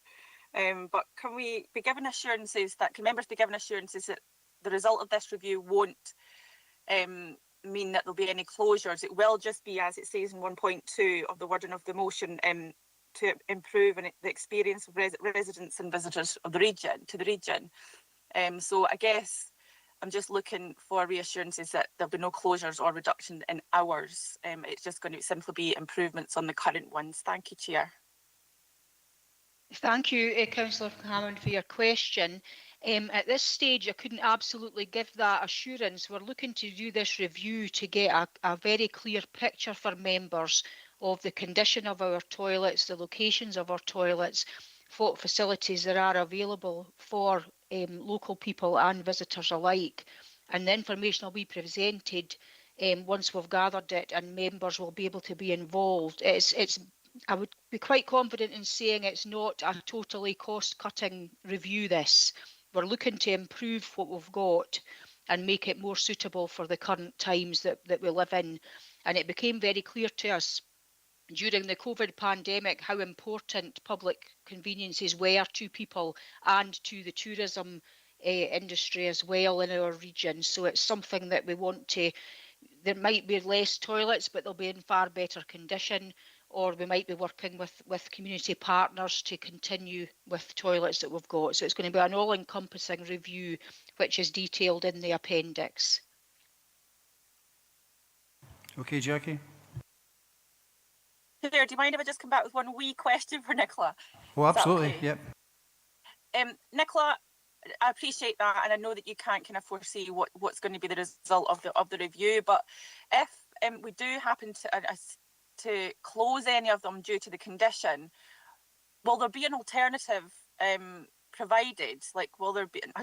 I'm not suggesting that we build new toilets, but you know, will we be looking at refurbishing rather than closing as a last before the last result? So, for example, if the toilets in Newton Stewart are not up to standard, will they just get closed, or will we look at budgets to refurbish them? Yeah, we're not really in a... Nicola, I'll take that one, thanks. Yeah. Okay. Thanks, Chair, through you. Thanks, Councillor McCarman. So I think what we're laying out here, Councillor McCarman, is the scope of the review, with the determinations of what that scope will be and the outcomes of that we're unsure of at the moment, and we'll be back to members as it lays out. There'll be a mid-term feedback back to members through committee and what that looks like, and the sessions round about conditioning, surveys, etc., any capital spend, any way of streamlining or doing any new operating models will be laid out in front of members then for the decisions to be made in front of committee. Thanks, Chair. Okay with that, Jackie? Yeah. Yeah, I'll wait to the next report, Chair. If that's... No, that's okay, Jackie, that's fine. Councillor Hagman, Katie? Thanks, Chair. Yeah, no, I think it is really important that we do this review, and I'm really pleased to hear that, yes, there'll be no decisions making. This is simply the review that we're looking at. I am looking at the proposed timeline on page 251, and it references consultation, but there isn't a consultation mandate in here, and certainly my understanding is before we do any consultation, we normally have sight of that consultation mandate so that we as elected members are aware of who we're consulting, when, why and wherefore. And it does reference public and focus groups and potential provision and a member seminar, but there's no indication that we're going to have any surveys or that we're going to reach out to community councils or indeed some of our tourism sector. So I'm just wondering if we can possibly, following the meeting today, get further details on what that consultation is going to look like, because in the past we've always agreed what a consultation looks like before it goes live, and certainly that's not going to align with that midterm report. So I'm assuming we're going to want some of that back prior to the midterm, or perhaps not. So I think it is absolutely crucial that we move forward with this, that we do the review. It's a good piece of work. Just one final point, we have looked at toilet provision in the past, so that previous piece of work that I think Karen took forward in terms of her previous role, will that information be fed into this as well? Because clearly there was work done in the previous council term. Thank you. Thank you, Councillor Hagman. Yes, the first part of this piece of work will be to do the information gathering, information condition surveys, people counters, etc. We are aware of the requirement for a consultation mandate. I was hoping that when I produce that, it would be detailed on what we'll be consulting about, because at this stage we're not entirely sure what we'll be consulting about in detail to give members the detail they'll require. So I would anticipate that coming at the member update report, which will be being prepared in May for June, coming before members. The previous work that was done back in 2019, we do have that on record, and some of that is going to very much feed into this. And we've got quite a lot of detailed information there, which we'll be able to update once we've done the information gathering at the start of this process at the beginning of the year. Okay, Katie. Yeah, that's really helpful. Yeah, no, absolutely. And I think ensuring that we engage as widely as possible is important, including those that may need toilets for accessibility reasons and disabled members as well. Thanks. Thanks, Katie. I've got Councillor Ingalls, and then Councillor Wilson after that. So, David. Thank you, Chair. Yeah, I'm just wondering if we will, as part of this review, will we have direct contact with third sector organisations, town initiatives, etc., around the provision of public toilets at a really early stage, so that, you know, if they're going to become partners or going to indeed take over public toilets, you know, they've got plenty of time to create their business plan and make sure that they've got funding in place to do that. So as part of this review, will we reach out to them and talk to them about it? Yeah, Alan, do you want to come in? Alan, do you want to come in? Thanks, Chair. I think Nicola in a minute if she wants to add. So I think absolutely the consultation process is already touched on with Councillor Hagman. Will be far-reaching. Councillor Ingalls, I think on that question, I think for me is that the review, when we come back for that mid-term and then we come back with decisions, we'll be looking at is making sure that we had delivered significant discussion with all parties within there, with the specific areas that you're touching on, that is about potential moving to communities, about potentially taking over the running of or supporting the running of these facilities across the region. So I think it give you an assurance that we'll make sure that we write that into the scope. Thanks very much. Nicola, do you want to add anything, or are you comfortable with that? No, that was basically what I was going to say as well. Thank you. Thank you. Okay, thanks very much. You okay with that, David? Yeah, I think it's really important, Chair, that early engagement with third sector organisations on this type of thing is really important, you know, given the length of time it takes to put together funding packages, etc. Thank you. Yeah, I think the response far-reaching actually says about everything for it, David. Councillor Wilson, Caroline. Thanks, Chair. No, welcome this review, especially given that there was a budget template for the closure of public toilets last year, and I'm sure there is this year, so apologies if there isn't, but I'm sure I've saw that one. I'm pleased to see within the scoping document on page 253 about the second bullet point on item 1, existing provision, states identify under an over provision. So I'm just wondering, would we be looking for opportunities within the review to maybe have more public toilets in areas that are identified as having an under provision, and maybe ensuring that we've got the right toilets in the right place maybe? Thank you. Yeah. Alan, do you want to come in? Yeah, Chair, I think, thank you, Councillor Wilson. I think the valid point that you make there, and I think within the report, Nicola's laid it out there, that we're looking at installing the people counters that will give us that data and come back with a mid-term report round about, you know, are we over-provisioned or under-provisioned, and back to the point with Councillor McCarman is, you know, let elected members make some decisions round about that based on any potential funding that's required. Thanks, Chair. Thank you. Okay with that, Caroline? Yeah. Thank you. I've got Councillor Slater on again, but I'm not going to take that on this time, David. It's there. I'm sure Nicola can actually read what you've written there in the meeting chat, and I can ask if you and Nicola can sort that individual word thing out between yourselves, rather than at the strategic committee. Is there anyone else got any strategic issues here? No. In that case, then, we'll move on to the recommendations. We're asked to agree recommendations 1, 2 and 3. Are we happy to do that? Thank you very much. Thanks very much, Nicola. Yep. Alan. Move on to item number 10. The Council response to Transport Scotland engagement on the A75 Springholm and Crocketford improvement feasibility study. Report provides members with an update on the progress by the A75 feasibility work being undertaken by Transport Scotland, and seeks agreement on the Dumfries Galloway Council response to the recent exhibition on the development of the A75 Springholm and Crocketford improvements. I've got Stuart McMillan here. Just before we do, I've noticed a typo actually at 2.2 in the recommendations. We're going to have to reword that a wee bit, Stuart, because it doesn't make any sense as it stands just now.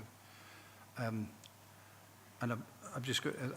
I was just going to suggest we just consider and agree following the presentation and public engagement sections that we agree and then send it to Transport Scotland if we do agree with any modifications. So we can do that, yeah? Yeah. So with that in mind, across to Stuart. There's nothing for to add to the report at the moment. Thank you, Chair. Thanks very much, yeah. Any questions for him? Linda? Sorry, Councillor Dorward. Thank you, Chair. No problem. Thank you for the report. It's about the letter, minor suggestion, a suggestion for a minor change, not massive. Appendix 2, page 263. 1, 2, third paragraph down, the A75 is the key transport corridor is recognised in Superior Hendy's Union Connectivity Review. It also remains the only section of the Euroroute from Dublin to St Petersburg as a single carriageway, which is really, really important to emphasise in this letter. This project represents a unique opportunity to address that anomaly, which is fine, but I would suggest we might consider putting in this project represents can't even speak this morning, sorry, represents a unique opportunity to begin to address that anomaly. I think we haven't really begun to address the anomalies in the A75. If people are okay with that, it's just adding 2 words to the letter. Yes, you want to put in begin. Yes. To begin. To begin, to address yeah, that anomaly. exactly. If that's okay. I think that's reasonable. Anybody else got anything else? Nope. In that case, I'm going to move the recommendations. I'd be happy to agree the recommendation 2.1, and then the 2.2, Stuart will find a different wording there, but basically we've agreed it today and we're going to send it to Transport Scotland. Okay, happy with that, everybody? Thank you. Move on to item 11. Climate Change Duties Report by the Interim Assistant Director, Transport and Infrastructure. The report seeks approval from members of the Council's mandatory public bodies Climate Change Duties Report for the financial year 24-25, which the figures within this report reflect, be submitted to Scottish Government by the 30th of November 2025. Again, I've got Karen McLaughlin online, and Moa Gunn are available to take any questions on the report. Karen, is there anything to add at this moment in time? Thank you, Chair. Nothing further to add. Thanks very much. I'm ready to go straight to questions for folk.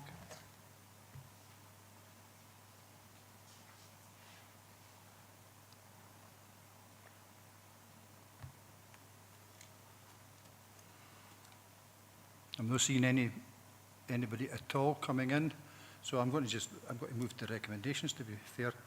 So are we happy to note 1, 2, 3 and 4 and then agree 5? Okay. Agreed. Thanks very much. That was short and sweet. Move on to item number 12. The Local Development Plan, LDP, or LDP2, Planning Guidance, Adoption and Consultation. The report advises members of the comments received to the consultation of the draft Port Patrick Conservation Area Character Appraisal and Management Plan, Planning Guidance, and the draft Dumfries and Galloway Landscape Sensitivity Study, Smaller Wind Turbines Planning Guidance. It also seeks approval to issue the draft Kirkcudbright Conservation Area Character Appraisal and Management Plan for consultation. Again, I've got Stuart McMillan and Shona McCoy online to take any questions on the report, along with other officers as may be required. So, Stuart, are we happy to go straight to questions, or is there anything you'd like to come in with? One quick point before we start, Chair, and obviously we're joined by other members of the planning team, Mizzy Marshall and Fraser James. It's quite a comprehensive, and there's a range of policy areas within the report, so we've got it well covered. Just a small point regarding recommendation 2.7, just in the sort of the final editorial checks on the Kirkcudbright Conservation Area Character Appraisal Management Plan. Mizzy has picked up some factual factual references that need change, that are really in the historic background to Kirkcudbright and its townscape, etc. So they're going to be picked up, and we will make sure that a revised version of this is circulated to elected members before it goes to consultation. So. Thanks very much. Okay, so I'm going to questions. I've got Councillor Hagman. Thanks, Chair. It's more general question I've got in regards to this, and it's round about the consultations that we do. And I'm just so very, very aware that we've put out these consultations, which I'm sure is not just a simple task, and we get very little feedback. Yes, there's some organisations that feedback, and certainly when we look at the Port Patrick one, there's 2 residents that have come back. And I just wonder, is there a better way that we should be consulting with some of these, or is this typical across Scotland of that people are just simply not engaging in these processes? And I absolutely understand sometimes members of the public are absolutely sick of being consulted and they might not see the value in it, but I'm just wondering what the best practice is in terms of these reports, because I'm really aware that our officials are putting in a huge amount of work, and then to get no feedback, or virtually no feedback at all, it must be quite disheartening as well. So just at what point do we reflect how we do these consultations? Thanks. Stuart, do you want to take it? Shona, who's want to take it? Okay, Mary? You want me to take that? I think, Councillor Hagman, there have been, there's a great variation in the responses that are received, and I think it does depend very much on the settlement. For example, if you're happy for Kirkcudbright to go out to consultation, I would expect much more response. We had quite a lot of responses in Gatehouse. I don't know any other way of doing the consultations, but I'm happy to be guided by the consultations and engagement team. It's just very difficult to know which settlements are going to be, or which conservation areas are going to produce a response. But I do take your point, and yes, it can be disheartening, but equally it can also be very beneficial in that the comments that we do get back are genuinely from people who care, and they're the people who I would like them to be moulding how I put things forward and how those are presented to yourselves. So that's all I can say, but I'm happy to be guided by the consultations and engagement team. You okay with that, Katie? Yeah, no, that's helpful, and I do appreciate we're only reliant on how engaged communities are, and obviously we do have the consultation mandate here for Kukubri. But yeah, if there are opportunities to increase that, great. But it's not a criticism at all. It's just how can we be developing best practice? Thank you.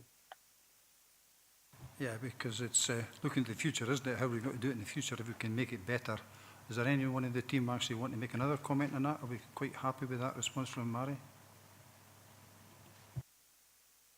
Okay. Anybody else? Question?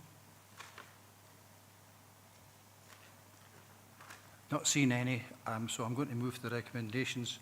So are we happy to agree the recommendations 2.1 to 2.7? Yep.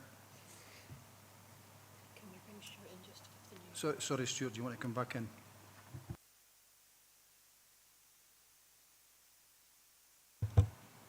With 2.7 being noted to reflect that we've got an amendment to release on the Kirkcudbright management plan. Thank you. Yeah, we've got that. Yeah, it's fine. Thank you. Okay, so yeah, 1 agree, 2 to consider, agree, 5, 6, and then consider. Yeah, thanks very much. Move on to item 13, which is the permitted development. Natural break in the papers. Item 13, permitted development rights to support the provision of new homes. It's a response to the Scottish Government consultation report approved by Interim Head of Economy and Environment. Members are asked to confirm their agreement of the draft response submitted in respect to the Scottish Government's permitted development rights to support the provision of new homes consultation. I've got David Sutty available to take any questions on the report. David, we're going straight to the report, yeah? Straight to questions, quite happy? Yeah, thank you. Yes, Chair. Thank you very much. Any questions?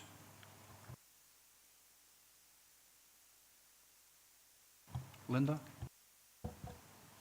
Thanks, Chair. Thanks for the report. It's 4.9, page 329. It's more of it's a question, but a bit of explanation on what you've said there in relation to the consultation itself, or the PDR model. Would it best make a negligible impact on the housing emergency? No evidence has been provided that the need to submit a planning approach is genuinely deterring developments from taking place, and the number of developments which would take place directly as a result of the change in PDR would be highly unlikely to result in a material increase in housing stock, which is fairly self-explanatory. And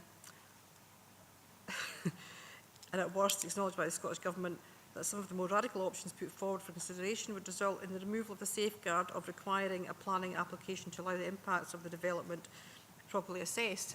So Linda, excuse me, what page are you looking at? I'm on page 329, 4.9. 329, okay. Sorry, thank you. That's okay. I thought I said 4.9, I didn't see the page. Apologies, yeah. Chair. So weighing up the pros and cons of this, it's a massive consultation. For what I'm reading, is not a great deal of impact. Would that be your perspective and what you're saying? You've done it very well. It's been done very politely, but it seems to be a huge consultation for something that won't really impact on the housing emergency we have down here. Thank you, Chair. Yes, I think I was trying to be as polite as possible, but I think we all recognise that in our housing emergency, what we really need is considerable amounts of new housing on the ground. And if you're actually looking at what this permitted development rights would do, I don't think it's going to actually make that material change that we're all looking for. So there's pros and cons in this. Clearly, anything is good news if it will make sure you get the right development in the right place and doesn't require people to go through the various hoops. But I think you've correctly picked up on the discussions that were held between members of development management staff, Jamie and team with Strategic Housing and Legal Services, we're not convinced it's going to make that material change that we really need to see on the ground for addressing the housing emergency. Thank you, Chair. Do you want to come back, Linda? Yeah. Thanks, Chair, and thanks for that. I mean, you have written it in very objective terms, but what I'm getting is we need less consultation, more action, more money. I'm not asking you to answer this one. More money and more funding for affordable housing. Thank you. Okay, fine. I think we have a statement at the end, yeah. Anybody have any more questions? Not seen any, so I'll move to the recommendations. Are we happy to note 2.1, we've reviewed the draft response, and in 2.3, agree the updated final responses submitted to the Scottish Government has been the final comments of the Council. Happy with that? Everybody, thank you very much. Let's move on to item number 14. A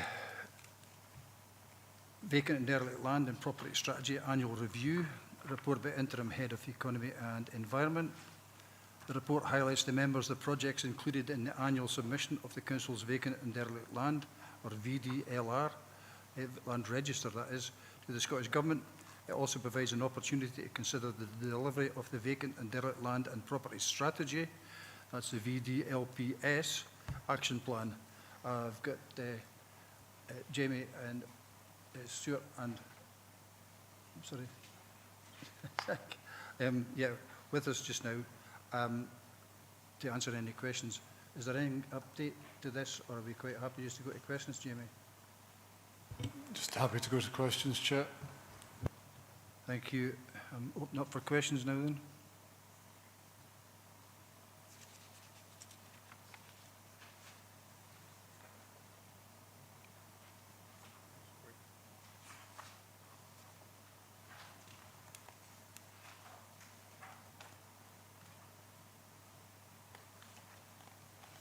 In that case, I have no questions. I'm getting ready to move to the recommendations. 2.1, happy to note. And in 2.2, note the addition of projects. I think it's actually paragraph 4.7, not 4.8. So there's a typo in there. I think there, but so we're happy to note the two. Yep. Thanks very much. Move on now to item 15.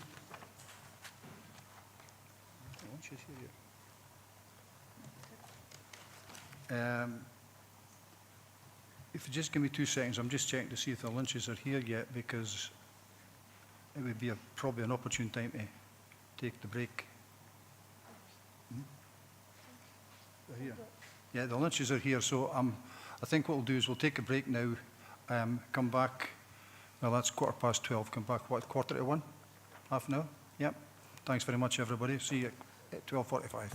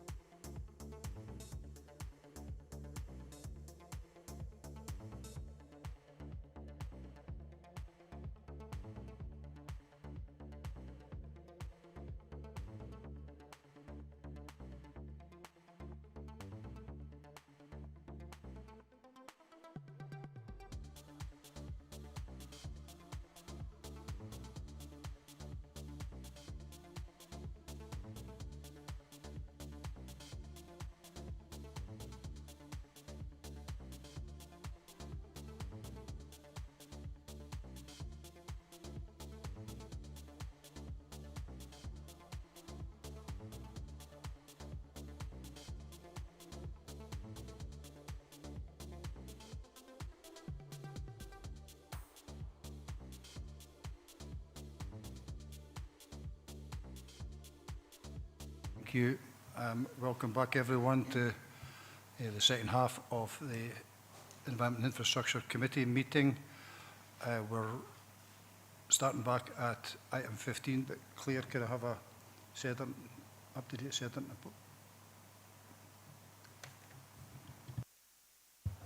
Sorry, Chair, I was just in the process of going through the list of who's online. Yeah. I can confirm that we're correct. Okay. Okay, thanks very much. Okay then, so we'll head on to item 15, the Head of Service 6-month assessment of Transport and Infrastructure Service Plan. The report numbers 15, 16 and 17 provide the half-year service plan performance information for all the services coming forward. So this is obviously 15, which is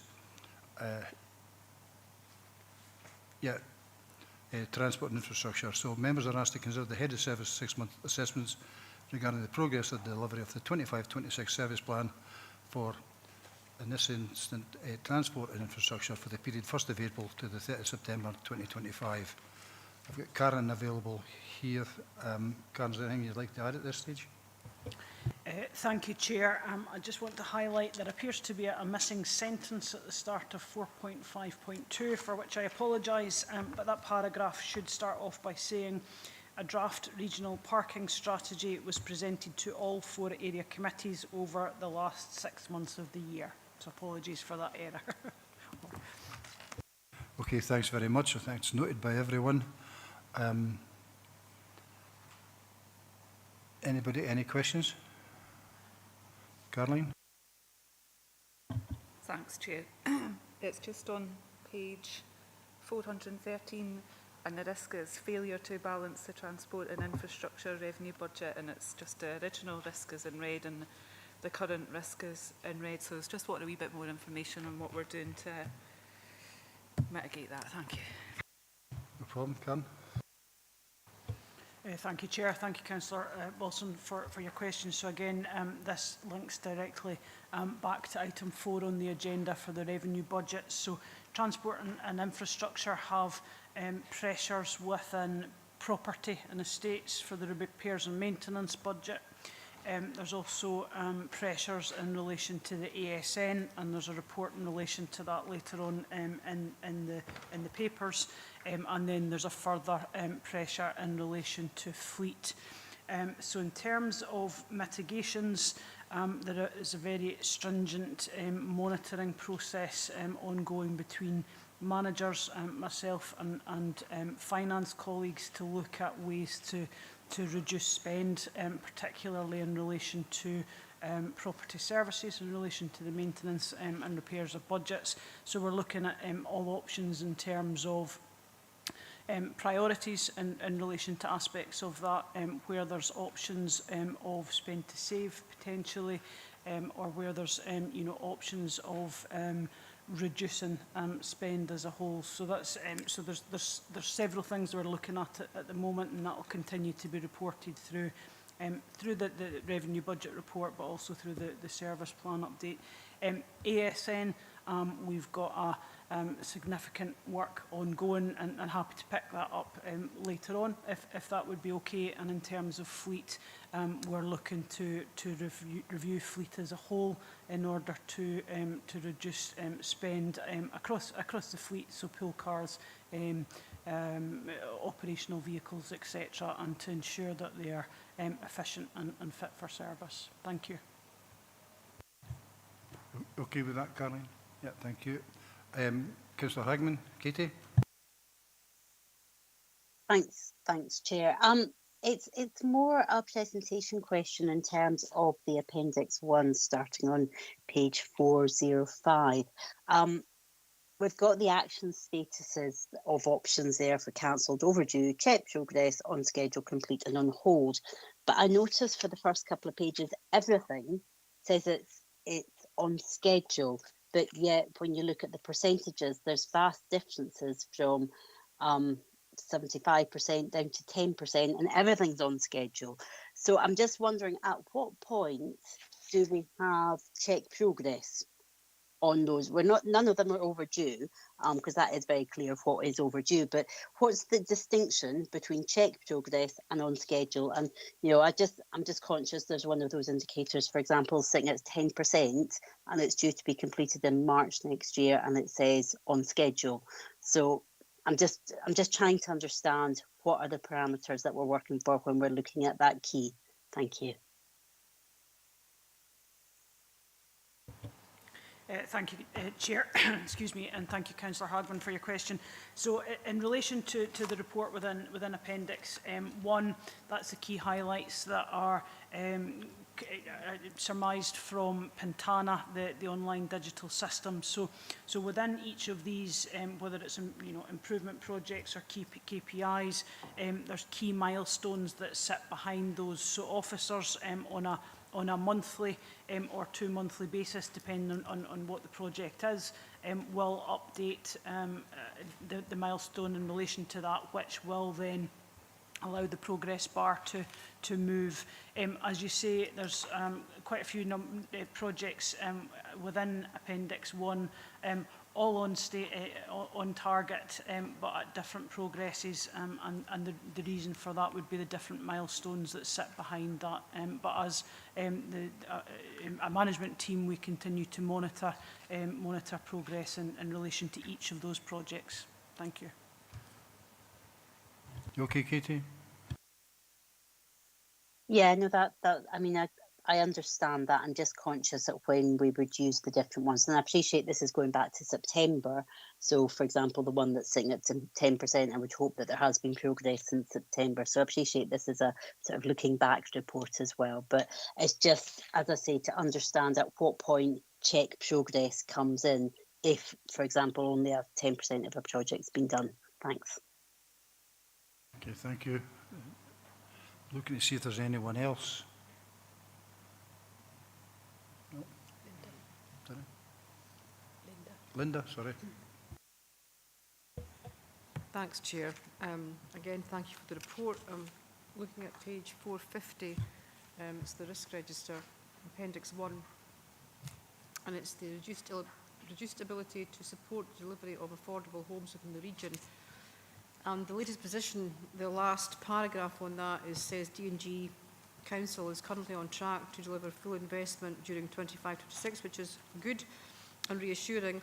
However, there are concerns ongoing regarding future projects' deliverability, and the risk there is quite high. What are the concerns in terms of deliverability going forward? Thank you.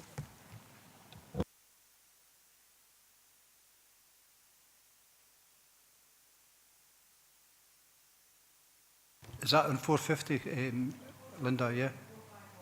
450 and 451, yeah, it is. Stuart, yeah? That's the next report. I think it's that the next report? Yes. Yeah. Yes. Yes. That's all right. I'll let you speak first. Okay, the next one, yeah. Aye. Okay, so let's pull this all back to item 15. Yeah.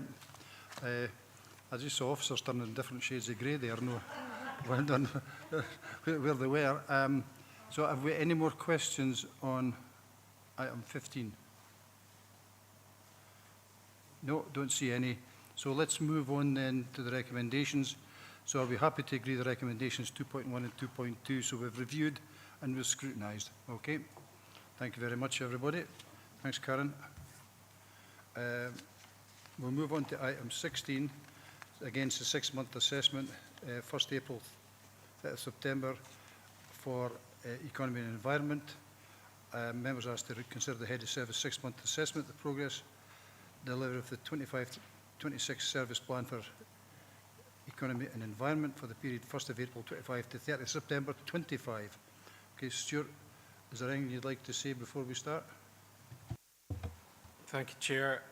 Just a brief mention of a milestone that was achieved in the last few weeks. So it relates to page 440, there's reference to it, for example, action SO5 EE25, and I'll not steal her thunder, but Shona has just joined us just to update committee on the milestone that was achieved on the local development plan recently. Okay, so across to you, Shona. Thanks, Stuart. Thanks, Chair. Just to update committee to let you know that We can't hear you.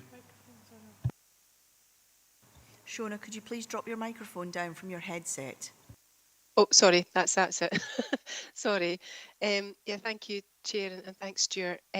Just to let committee know that we received confirmation last week that we've passed through the gate check process, which is the first stage in us being able to move on to prepare the next local development plan. So members may recall that we had the evidence report back at full council earlier this year.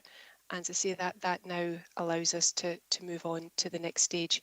So we'll be looking to engage with all elected members in the new year, and we will be bringing an updated timetable to the February meeting of this committee. Thank you. Thank you, Shona. That's good news. Is that all we've got to say, or ready for questions? Jim, then Linda, please. Councillor Dempster. Yes, Chairman, it's only an observation. I don't even need a response, but on page 430, 431, it talks about access and biodiversity. I know it was mentioned in an earlier report today, but I have a report that must be about 20 years old, brought to a previous council in a previous life, stating that Wanlock Head was the worst contaminated area of land after Chapel Cross. So I'm delighted to see that very belatedly we're doing something, and I would like to see reports come on a regular basis on how we are managing that particular issue, because, and I know there's a report saying in this district fishery and all types of folk have been involved, and there is a clear long-standing contamination of the river and river infrastructure in my ward leading to Dumfries, and it has to be resolved. I'm pleased to see it's there. I don't need to see a response, Chairman. I'm just making a point that it's no before time. Okay, thanks. And take that up with the officers offline. Yeah. Thanks. And Stuart, do you want to come in? Thanks, Chair, and it's just and thanks for that comment, Councillor Dempster. So item 22 further on in the agenda as well, we deal with some of the grant funding that the Environment team has been able to secure from Scottish Environment Protection Agency through the Water Framework Directive, and that is very much about particularly the mine water outfalls in Wanlock Head, which is impacting all of the water courses then down in that catchment area. So thank you for your comments, and that's it's on our work programme to deal with a lot of that. Thank you. Thanks, Chairman. Just supportive of the work we're doing. That's noted, Jim. Thank you very much. I'm now moving on. I think it's Councillor Dorward. Thanks, Chair. Can I ask the question that I asked previously, if that's okay? Can you repeat it? Yes, I will. I will. I'm not testing anybody's memory, but my apologies for putting anybody in a state of fear and alarm. That wasn't intentional. So it's page 150. No, it's 450. I'll just go back and start again, maybe.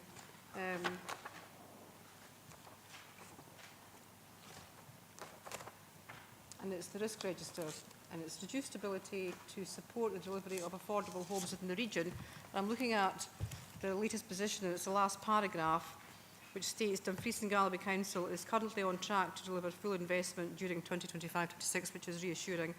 However, there are concerns ongoing regarding future project deliverability, and my question was, what are those concerns? Thank you. Stuart. Thank you very much, Chair. Thank you, Councillor Dorward. I think the risk factors for the period ahead are expressed in that risk factor column within the appendix on that particular item. So, I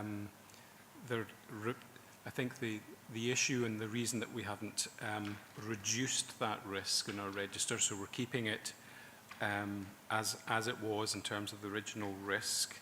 Are continuing concerns about the long-term funding of affordable housing. There will always be in terms of delivery of development across a range of sites. There will be specific issues that will be flagged up in those developments. We're obviously working with housing associations who are developing out sites through the affordable housing programme. So we're a funder rather than we're taking real control over the sites. So a little bit of work to do in there. We know and we do a lot of work, but we know that there is within the construction sector there are some risks and factors in there as well. So all of these are still combining to give us an environment which still makes it difficult to deliver all of the objectives of the affordable housing supply programme. But the mitigations and the contingencies that we have in place then still apply. So we're not reducing our mitigation approaches. We're not reducing our contingency approaches as well. But just in terms of looking at the risk assessment, we're not at the moment going to reduce that. I don't know, I think Jamie has also joined us on the call as well, and I don't know if Jamie's got anything else to add to that. Yeah, thanks, Stuart. I think you've covered most of the points I was going to highlight. We have spent a significant amount of time working really close to the registered social landlords to try and mitigate this risk in the best way we can. And we do have a significant pipeline of projects that are coming forward where we see that delivery of the investment can be fully achieved over the coming years. There are lots of factors that can potentially impact on that delivery, as Stuart's alluded to. But while this is obviously something that has significant risk, particularly following the declaration of housing emergency back in June 2024, and our objectives to deliver more homes in the region, we do feel that the mitigations we have put in place are reasonable at the moment and have given this the proper priority and resource that is required. But obviously, through the numerous reports that are brought back to committee, we will flag up any particular challenges or issues that come forward. Members will be aware of the Scottish Government's Housing Emergency Action Plan, which also has committed to an increase in the availability of affordable housing supply programme funding going into the next financial year, which we take as a positive at the moment while we await further detail. Okay. Yeah, thank you. Councillor Stevenson, Paula? Yeah, thank you, Chair. This one's for our ward. We've obviously got the Lochside regeneration in that ward, and we know if, Wheatley had to go with building the houses at max high, it would tick a lot of boxes. So it's something hopefully we can keep pushing forward as ward members. However, the one thing I do want to raise is how easy are we making the link between ourselves and Wheatley to get things done on pieces of land that we may be unsure of. And I'm thinking of the bus stop that the public are wanting. We've got it there, but the piece of land that the bus stop needs to go on belongs to Wheatley, and it seems to have been taking forever and a day to get it through legal. So how easy are we actually making this so what the public desires and we agree with, we can actually get through? Because if it's taken that long for a bus stop, or just to think what's going to happen later on. Thank you. I actually know about that, and I'll catch you offline, Paula, about that. But I think if you speak to the ward officer, there's an update on that. A forward move, it's my understanding. Something to do with a letter of comfort or something down these lines. It's a different process than transfer of land. So I see Stuart wanting to come in. Yeah, that's my basic understanding of the situation as well. Chair, I don't know if Jamie knows anything more about the specifics of delivery on that particular point, but it's something we can clarify with Councillor Stevenson post the meeting. Yeah, no, Nothing further to add on that particular point. Obviously, the whole principle of Lochside regeneration has been about pooling of land so that we can deliver shared objectives for the community. There is a meeting of the Lochside Community Collective that's scheduled in the diary for later on today as well. So these issues can be flagged up at that point. I'll reach out to the ward officer ahead of that meeting just for a full update on this issue. But we're certainly really keen to make sure that we're delivering on those community objectives. Just on the point regarding Max High, myself and the Chief Executive meet with representatives from Wheatley 2 weeks ago for an update, and it was focused on the Max High discussion. The Chief Executive has written out to all ward members to advise them that site investigations are underway on the basis that we're trying to bring this project forward at an earlier stage within the phasing of Lochside regeneration, taking on board the comments from members and from the community. Okay, Paula. That's fine. I'm aware of Darren's update. Just like I say, I'm just concerned, you know, how well we can actually work together with those bits in the middle, considering, you know, even just that letter of comfort's taken a wee bit of time. Thank you. That's what happens when you get two sets of lawyers in the room. Yeah. It's a throwaway comment. Paula, you finished? Yeah. Yeah, thank you. Thank you. Councillor Dempster. Just another observation, Chairman, and it's on page 431, section 4.5.6.1, and it's the bottom element of that paragraph where it says if the gate check examination is successful, we'll work by a spatial strategy and local policy. It was successful. I learned from officers the other day there that our gate check has been successful. So I'm looking forward to local engagement with Shona and others in developing the LDP3.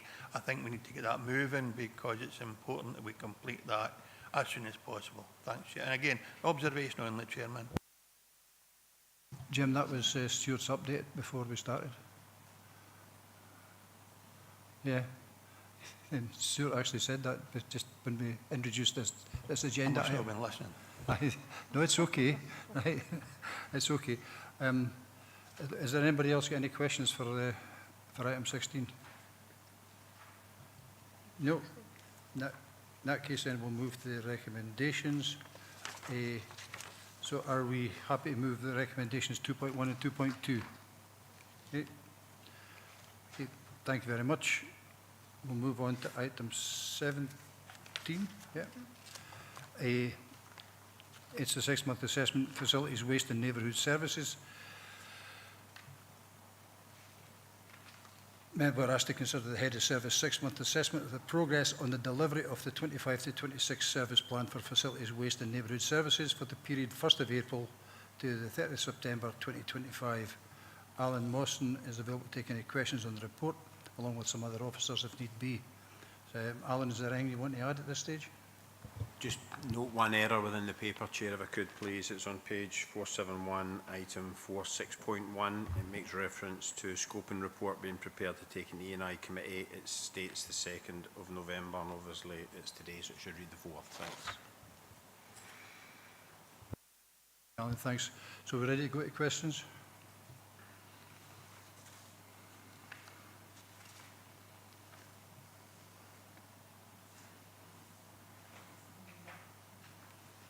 Caroline, Councillor Wilson. Thanks, Chair. Just on page 487 on the risk register, it says about failure to deliver critical essential services, but there's not much information in the latest position, so I just want a wee bit more detail. Thank you. Sorry, just clarity in that. Sorry, Councillor Wilson, just going to get to the page. Page 487. Sorry, it is 487. Sorry.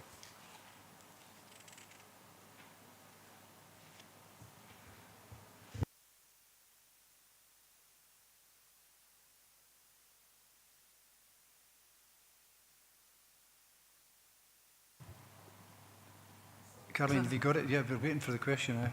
Oh, I did ask my question. I said it was if it says about failure to deliver the critical essential services, and it doesn't give much detail at the latest position. So just wanting a bit more information, please. Thank you. Sorry about that, Councillor Wilson. Yep. So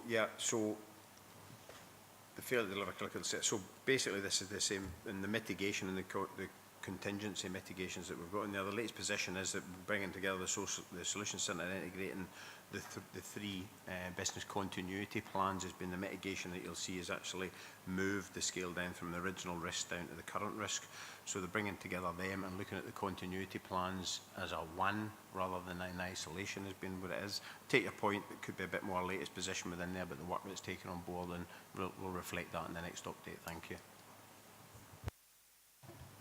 Okay, Caroline, yeah. Yeah, thanks. Anybody else?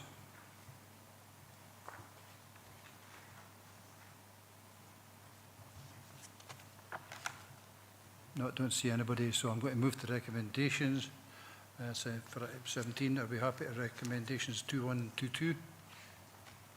Okay, thank you. Okay, thanks very much, Alan. Now we move on to item 18, the bus network future development. The purpose of this report is to update elected members on the approach to scrutinise the bus network and consider options of future potential development following the commencement of new contracts on the 7th of August 25. This report includes the outline of the scope for procurement of consultancy support, as well as the approach to sourcing a specialist transport resource to lead the work following the agreement of the notice of motion at Full Council on the 26th of June and the report presented to Special Full Council on the 11th of August. Karen is obviously here to answer the vast majority of the questions, I would assume. So is there anything else you want to add at this stage, Karen? Thank you, Chair. I just want to add a couple of elements just for the avoidance of doubt. So just referring back to the reports that were presented to service committees in September, just to confirm the 250k that's referred to within this report was broken down and will continue to be broken down. 150k towards a specialist individual and 100k for a short-term commission for a specialist contract. I also just want to confirm, as previously discussed in service committees, that whilst this report is just referring to the 2 full council reports and the recommendations off the back of those, we will also be looking back to 2021 in terms of any agreements and recommendations that were made at that point. So just wanted to clarify all of those 3 points. Thank you.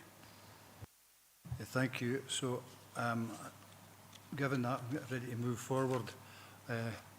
So either Karen or Sarah Jane will answer the questions, I would suggest. Jim, do you want to go first? Councillor Dempster. It's just a question, Chair, and nothing more. On page 500, section 4.9, the first bullet point, and the sort of second half of the paragraph. It will compare and contrast the bus network after 7th of August and commencement of new contracts with the bus network before this date to identify where there have been reductions in services through timetable or route reductions. So are we saying that's what we've got to do and come back in a year? Or if we find a gap in provision, we identify it and it's a clear, identifiable or demonstrable need, do we then make a decision on that particular route at that time? So it's a procedural question, just Chair, on how we go about analysing and using the data we get as soon as we get it, rather than waiting for a year and a half to present it all at once. Karen, do you want to come in? Certainly. Thank you, Chair. Thank you, Councillor Dempster. So we are anticipating that this process will take up to a year. But also, and it's peppered within the report, that we will feed back through this service committee and also through Swestrands. So whilst we are going to look at gap analysis and other elements, needs assessments, future network design, we will have to look at a planned approach in feeding that back, also in parallel with available budget. So there'll be quite a lot of themes that need to come into that. So at this moment in time, I can't specifically answer your question in terms of how often we'll come back to committee, but at this moment in time, my thoughts are that we'll certainly provide updates to E&I committee and Swestrands board as we go through this process over the next year. Thank you. Thanks, Karen. Thanks, Chairman. Thanks. Just for peace of mind, so if it's within delegations, you'll deal with it. If it's out with delegations, we'll need to bring it back here. or to another committee, if that's what you find. Yes, absolutely. However, I would suspect that some of what we will find throughout this will require budget, and therefore there will have to be a request either through ourselves, through the Section 95 officer, or through the West Strands board. So, but we'll just have to allow that to develop and progress as it goes over the next year. Thank you. Okay, so we'll deal with it as the cookie crumbles, as they say. Yep. Okay. I've got Councillors Dorward, McCammon and Wilson in that order. Linda? Thank you, Chair. Thanks for the report. A lot of work going into that. Questions on page 500, and it's in terms of the detailing, defining future work network requirements, work stream 1, which is all fine in general terms, but bullet point 2 says a public transport needs assessment will be carried out for all local areas affected by the withdrawal or reduction of bus services since August 2025. Now, that's recent, but actually there have been withdrawals of bus services since after COVID, and we haven't replaced them. And they affect local and regional areas. And I'll be parochial for it. I'll use an example, which I've used frequently at these meetings, is Heathhill and Locker Briggs, no bus service after 8:20. And that's in Dumfries, so you can't get back from a back shift in DGRI to Heathhill by bus, which is ridiculous in this day and age. And I know there are issues across the whole of the region. I'm just using that as an example. So can we work back and say, not August 2025, but work back further to maybe just after COVID, because there are bus services that were impacted then and haven't been replaced. So if we're going to do a full scoping exercise, it would be sensible to do it slightly further back if people are in agreement with that, to cover all the bus services that have been lost. Because I don't think it's fair to leave other communities, not just Heathhill and Locker Briggs, but other communities out of that as well, because other communities have had bus services dropped pre-August 2025. Happy to discuss, debate, whatever, that one for consideration, but I think that's a reasonable and fair thing to do for everybody, given that we're talking about improving business links, links to work, links to hospital, links to home, etc., etc. So I think that would be fair to do that. Karen, can you take that one? Yeah. Thank you, Chair. Thank you, Councillor Dorwood.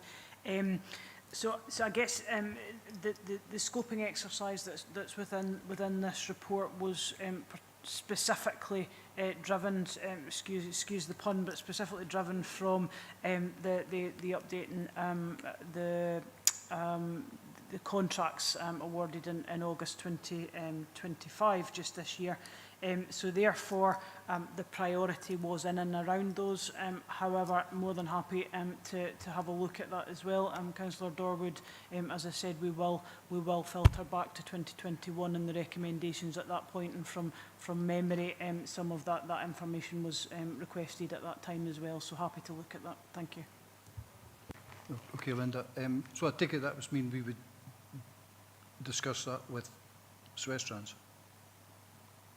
Or just herself in the first instance, or what? Yeah, so this exercise will be led by Dumfries and Galloway Council, but in conjunction and collaboratively with West Strands officers. So whilst the council's taking a lead on it, it will be done in partnership. Thank you. Okay, that seems fair enough. Okay with that, Linda? Yes. Yeah, thanks. Okay, Councillor McCammon, Jackie. Yeah, thanks, Chair. Karen, just a quick question through yourself, Chair, if you don't mind, please.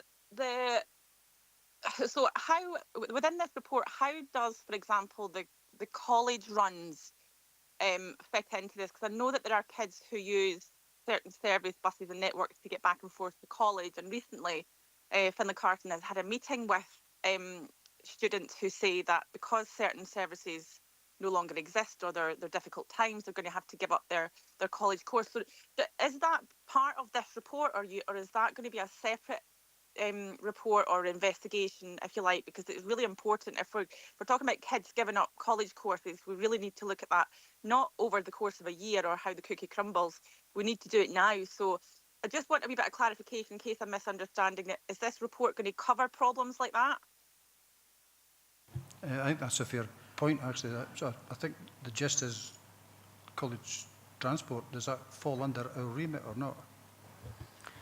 Thank you, Chair, through yourself, and thank you, Councillor McCalman. So there has been several conversations that have taken place over the last few weeks with college colleagues, but also students. So students provided us with a list of concerns in terms of public transport and the difficulties that some of those were having accessing and getting home, accessing college and getting home at night. So we're building a good working relationship with the college. The college would be a key partner and key stakeholder within this work. Now, I do note that the college isn't stipulated within paragraph 4.12. However, just to give members that confidence, the college is a key partner going forward and will continue to be in discussions with both college staff and students. Thank you. And just for clarity, and I take it then that's through the communication with Swestrans, because the college, do they still have a place on Swestrans board? They used to have. Thank you, Chair. I would have to check in terms of whether the college still sit on Swestrans board, although Claire might be able to answer that. But just to confirm, yeah, those discussions will take place, or are taking place with Swestrans colleagues with the college, and that will continue through the partnership working within this report as we take it forward. But Claire will be able to answer whether they sit on the board. Thank you, Claire. Okay, thank you, Chair. I can confirm that college don't sit on the Swestrans board. The two places that aren't council are the NHS and South of Scotland Enterprise. They have previously had an observer place on this for the Swestrans, but don't currently have that. Thank you. Okay, well, that clears that up. I'm mostly looking at the wrong history books. Okay, thanks. Where am I going to now? Jackie, are you okay with that answer? Yeah, thank you very much. Thank you. Caroline, Councillor Wilson. Thank you, Chair. Firstly, I was just wondering why we're looking at consultancy support rather than employing an officer with that expertise.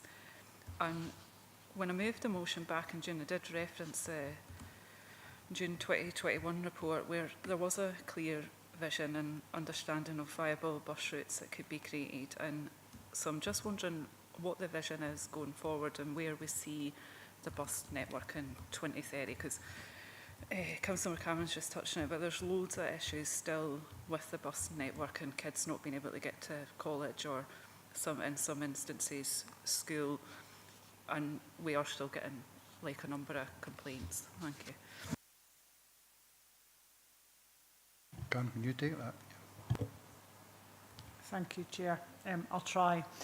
Thank you, Councillor Wilson. So the reason that we are not asking an internal member of staff to progress this piece of work is due to capacity.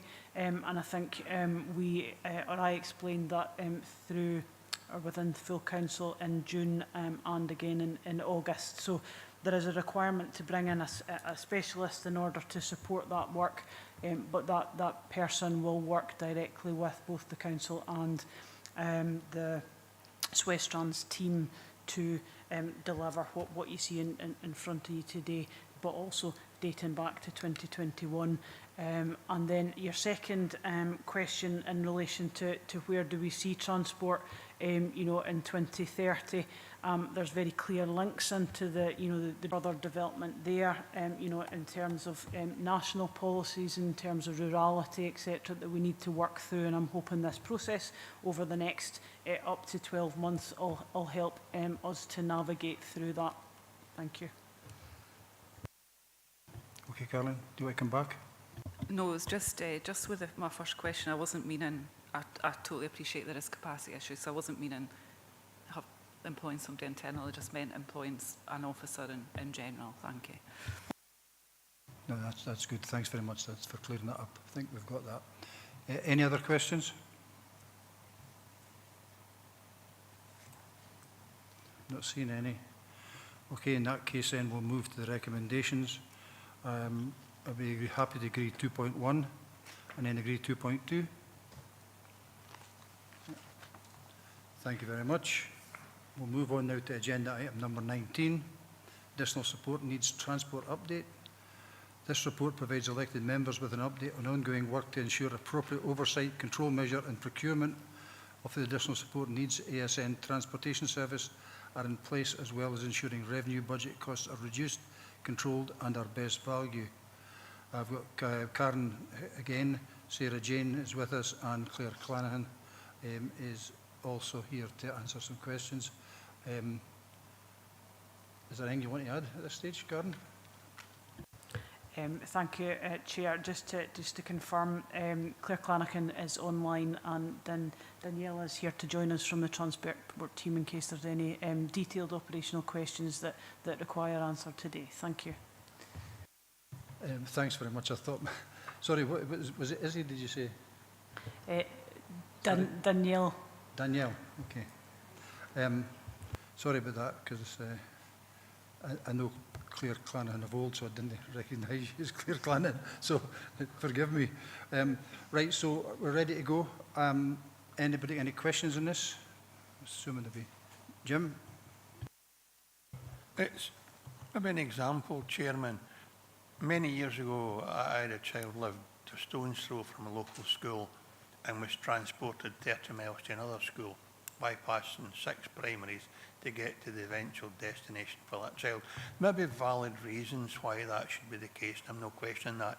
I'm just suggesting we should try at every juncture to make sure the child with additional support needs goes to the nearest school, because he or she will then have to live in the wider community, and you don't want them to be identified as different. You just want them to be identified going to the school that they are zoned or allocated to. So just I repeat, can we not try and make sure wherever possible that children with ASN needs go to the nearest school, the most appropriate school for them?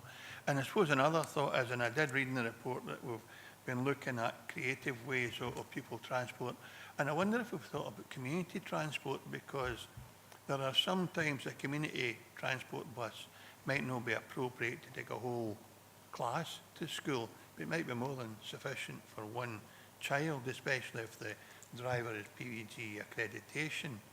And the last thing I would ask is, are we confident that every driver taking children to school has the appropriate PVG accreditation? Because it's not every driver that owns the vehicle. They're simply employed by third parties. Thanks, Chairman. Karen, do you want to go? Thank you, Chair. Thank you, Councillor Dempster. I'll maybe ask Claire if it's okay just to give that assurance that the child, the pupil, is directed to the most appropriate school. My understanding is that is the case, but I'll maybe pause there and allow Claire to come in and answer that from an educational perspective. Thank you. Thank you, Karen. Can I just check people can hear me okay? Yeah, you're fine, thanks. Yeah, okay, thank you.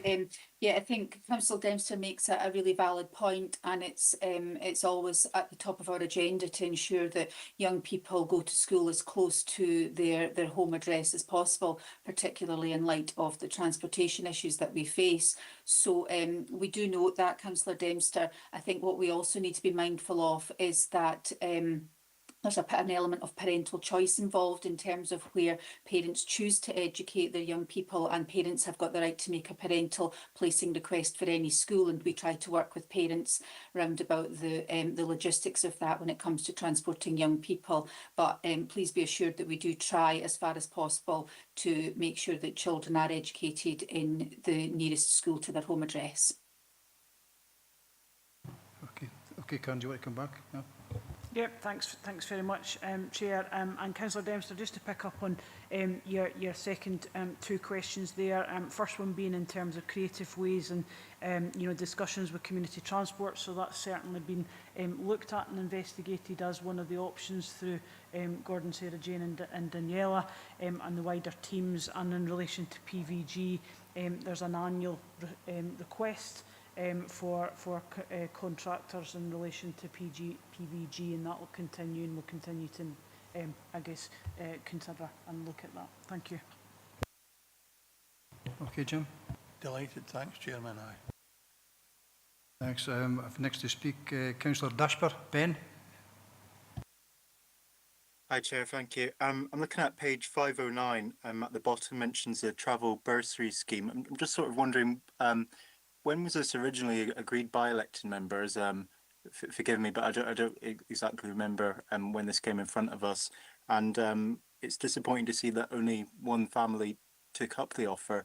So what are we doing to strengthen that and ensure that this goes out to as many people as possible? Thank you. Lisa? Thanks, Councillor Dashper. So the travel bursary scheme hasn't been in front of members before. I think I've alluded in previous reports that we've been trialling a number of things and developing a number of opportunities to test through our Test and Learn programme. This is one of them. So this was implemented in April, if I believe, to recall that correctly, and that's why at the moment we've only got one family, but we are continuing to really push it as an option if we believe it's the most suitable option for both them and ourselves from a cost perspective and them from their circumstances.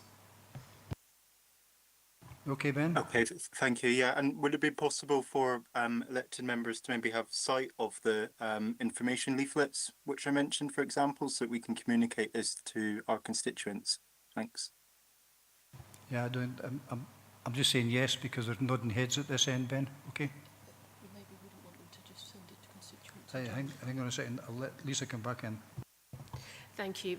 I guess just in terms of sharing it with constituents, we are quite targeted in who we offer it to.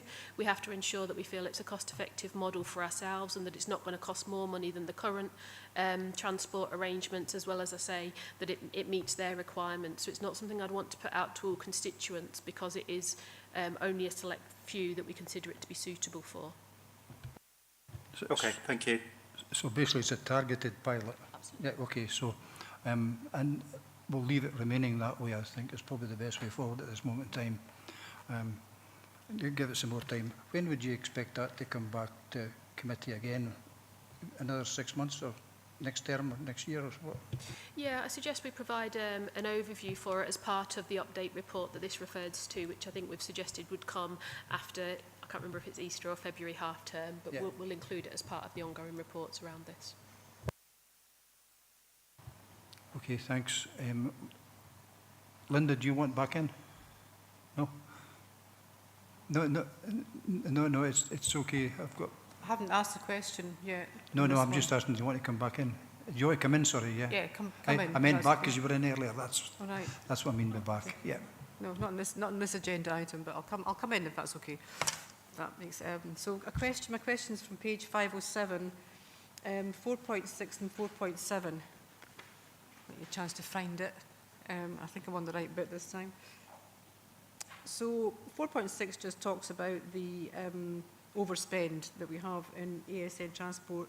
We have 132 active contracts managed by 34 suppliers, which must be quite unwieldy and challenging to manage. I would imagine some of these are probably taxi services that we use, and quite a lot of them are taxi services, which has its own implications for the region as well. And 4.7 saying further work requires to be undertaken to identify a robust cost outturn which will continue to be managed, etc., etc., etc. Now, I'm going to be quite naughty and refer you to agenda item 5. Sorry. I'll page 52, and it's, again, another very small sentence.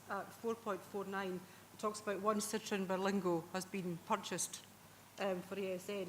So, is there any merit in looking at that in a wider sense? So you're looking at insourcing as opposed to outsourcing, which might be useful, or a spending to save phenomena, because it is saying in 4.49 on page 52 that another 4 to 6 vehicles may be purchased. It's not a great deal of detail there, but I'm just wondering if that's something we could utilise for this, given the fact that we have a massive issue here. And whilst it's great to ensure that we provide ASN transport where required, what we're maybe inadvertently doing, or an unintended consequence of that, is that we're utilising all the taxi provision in Dumfries and Galloway at the same time. So there isn't a great deal of that, as my colleague Councillor Wilson, my colleague Councillor Stitt have already spoken about and put a motion in about. So would it be something we're considering going forward in terms of a spend to save or an insourcing as opposed to outsourcing measure? Thank you very much. Just go ahead, Connie. Thank you, Chair. Thank you, Councillor Dorwood. So, yes, absolutely. And I think, within section 4.8 of the report, there's a model there in terms of what we've looked at across other local authorities and what other local authorities have done. And whilst for some it's having an in-house delivery model isn't as cost effective as an external one, it's something that we definitely need to investigate going forward. You'll see within section 4.16, identifying in-house delivery models for some of the ASN programme will certainly be an option that we'll investigate as we continue to work through the development of ASN as a whole. And there's an example there with the fourth bullet point down that we have actually delivered that, and it has there's a trial there in one area which has resulted in a 30k reduction in costs. So there's certainly options for us to look at, and that will form part of the bigger project as we go forward. Thank you. Is you okay with that, Linda? Yeah, thank you. Councillor Blake. Ian, welcome. Sorry about that, Chair. That was a mistake. With my hand, I did lower it. My apologies. I've been in a really bad signal area. Thanks. No problem, Ian. Thank you. Anyone else? I don't see anyone else. Just from myself, the graph on page 507 is quite worrying, do you know, because we're only just now starting to see the real effects of the COVID period, aren't we? So I say we'll need to keep a real eye on that. And if you go at 4.6, I'm actually wondering, is the problem over budget, under-resourced, or do we need an earlier identification of what the needs are so we can budget properly in the first instance? No, it's a difficult question because we don't do the assessment. We just we just procure the transport, don't we? Yeah.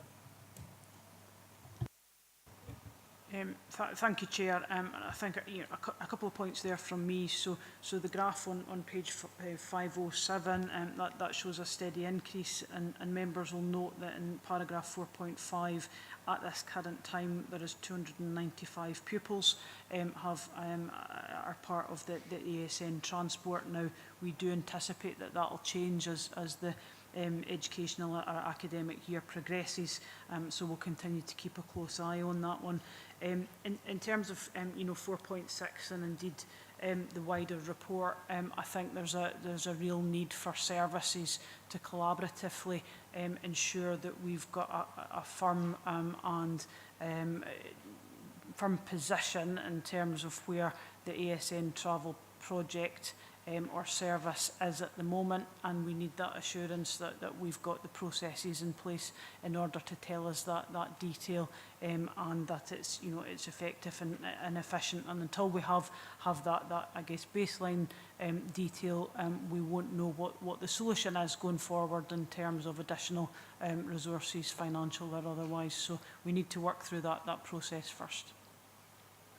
Yeah, that's kind of where I was coming from, and I don't know if Claire Clanhan wants to come in, but at 4.5, 285 pupils is only 3.5% of the ASN pupils we have in Dumfries and Galloway, and the potential for that actually percentage to rise is quite real. We'd be silly not to acknowledge that and plan for that in the future. I don't know if Claire's got any specific input to that, about how we're looking at that wider ASN need in terms of transport. Just even generally, Chair, as you point out, we've got a growing number of young people within our authority that are being diagnosed with additional support needs, and the local authority is not a diagnosing organisation. It's our colleagues in Dumfries and Galloway NHS that are responsible for diagnosis, along with some some private partner organisations. But what I can tell you is that we have colleagues within education skills and community wellbeing in our early years teams who are working really closely with health visitors and other health professionals to ensure that we are doing diagnosis and diagnostic conversations with families at the most early stages possible, so that we can help to project the number of young people that are coming through the system, not just in terms in our schools, but also the impact that it has in this case on our ASN transport. Thanks very much, Claire. That's kind of what I thought that the position would be, so thanks for clarifying that for me. Has there anyone else got any questions on this? No. In that case, then, we'll move to the recommendations. Are we happy to note 2.1 and then 2.2, agree to a further report to be presented to the E&I Committee in 2026 detailing progress and the development of ongoing work? Happy to do it. Thank you very much. Thank you. Thanks everybody. Thanks Claire.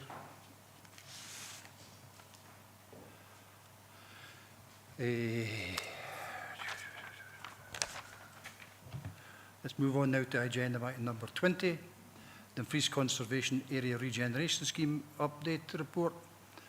The report seeks to update members on the progress being made in delivering the Dumfries Conservation Area Regeneration Scheme and asks to agree to the below recommendations. Shona McCoy is available to take any questions, as is Stuart McMillan, the Head of Service. So, Stuart, Shona, is there anything we need to add at this moment in time? And Will, of course, as well. So, sorry. No, happy to take questions, Chair. Thank you. Okay, so we're going straight to questions. Anybody got any questions?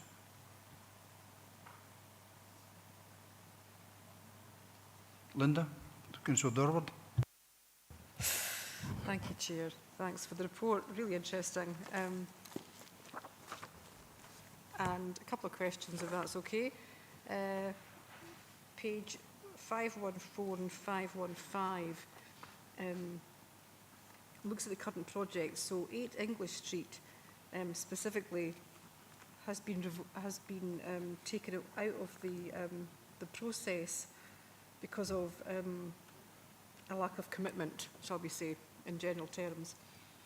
How do we deal with that? Because we put money into that already, and nothing's, that building is actually quite an important building, and it might just, well, how do we deal with maybe trying to get that building back into the condition it was in? It's a very generalised question. I'm trying to be as nice as possible about it. And the same thing stands for 52 Queensbury Street as well. Another very important building in terms of our heritage, and a similar type issue there. So we're investing money in good faith with individuals, and sometimes that good faith isn't being returned as a council. So is there anything we can do, any mechanisms we can use to address that? And my other question is on page 515, 411, 411, is and it's great, this is a great initiative in terms of what it is, but the training strategy for the region for traditional building skills. So that's really good, and I very much welcome that. And it's with Building Futures Galloway. We've developed a 30-week programme to implement traditional skills training for young people aged 13 to 14, even 14 to 15, sorry. Grant acceptance from HES and rolled out North West Community Campus. That's really good, and I think that's a start, but have we got any plans to extend that in terms of long-term apprenticeships, say with further education with Dumfries and Galloway College? Because I think that's fantastic as a sort of taster session, but for positive destinations for our young people, it doesn't really fit there. So is there anything about extending that to concrete, pardon the pun, or not concrete for historical buildings or whatever, but for, concrete positive destinations for our young people? Thank you. Thank you, Chair, and I'll perhaps bring Will and Shona in on some of the specifics as well. It is disappointing that some of the priority buildings have not advanced as we hoped they would do, because essentially what we've been doing here is offering a carrot. We have a pot of money. That pot of money is designed to sort of cover the conservation deficit in terms of building repairs, so that a building owner can be attracted by that grant offer to then be able to repair the building and turn it over and get it back on the market. So it is, a conservation area regeneration scheme is very much that sort of carrot approach rather than a stick. And I think what you're alluding to was perhaps that there are other sticks that we could also wield. And there are occasions where that can work and be justified. And certainly within the team, we're talking about the what next for some of those priority buildings. And the potential to have a think through using the powers that are available to the local authority in some of those instances. But they come with inherent risks and a lot of potential cost back to the council, which is beyond the funding that we've got at the moment in the scheme. So I think the message is that we're not giving up on those buildings. We still have our eye on the ball. We're still having some dialogue with the Dumfries Town Board as it pulls together its investment plan for Dumfries as well. There may be opportunities in there too. And to just touch on the Building Futures Galloway involvement in this particular programme. So this particular programme is, I think Will be able to comment specifically on it, but very broadly, the sort of the embedding of some of these agendas and awareness within secondary education programmes is a really good sort of seed corn of activity that Historic Environment Scotland and ourselves have been really keen on. Building Futures Galloway, of course, they are an established third sector organisation and training accredited organisation as well. So they already have some of those moving on type programmes as well. And we work with them in other place programmes in different places, particularly in the west of the region. No surprise, given their Galloway nomenclature there. So I think they are an interesting organisation that we will be able to do more with and connect to more and more in terms of heritage regeneration across the piece. I don't want to steal any more thunder from Will or Shona. If there's anything else to ask, I'll pause and let them see if they've got anything else to add. It's mainly echoing what you've said there on both the priority projects that aren't going forward, Stuart, and also with Building Futures Galloway. I would maybe add that what this training school will offer these kids in the region is there isn't really anything like this currently that you can do, and there's quite an emphasis at the moment UK-wide to create a skills circular economy per region, because a problem that I'm finding myself through this grant project is when there are things to be done, whether it's some sash window repair, for example, finding the actual contractor from Dumfries itself can be really difficult, and often outsourcing to Carlisle or to Glasgow is the case. And this is something we're trying to get rid of and instead go in-house. And obviously that's something that takes time because you've got to at first build that interest. So offering these young people a taster, if you like, of this industry would allow them potentially to see it as a career and see how they can develop. So moving forward, when schemes like this do come into fruition, that then there's then a ready space to pick from that can do these works. So we're, paying into the local economy of skills rather than paying to, other towns and cities.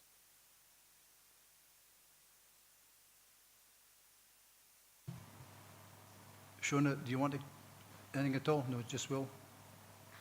Nope, nothing further to add to that because Will, as the project officer, knows the detail of the scheme. Exactly. Thanks, Chair. Linda, do you want to come back?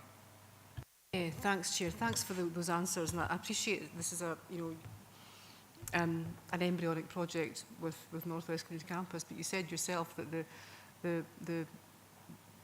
the organisation that's providing the training or the awareness raising or whatever we're calling it, the 30-week sessions for young people, is in Galloway. So to get from North West Community Campus to Galloway is quite difficult. To get from North West Community Campus to Dumfries and Galloway College is quite straightforward.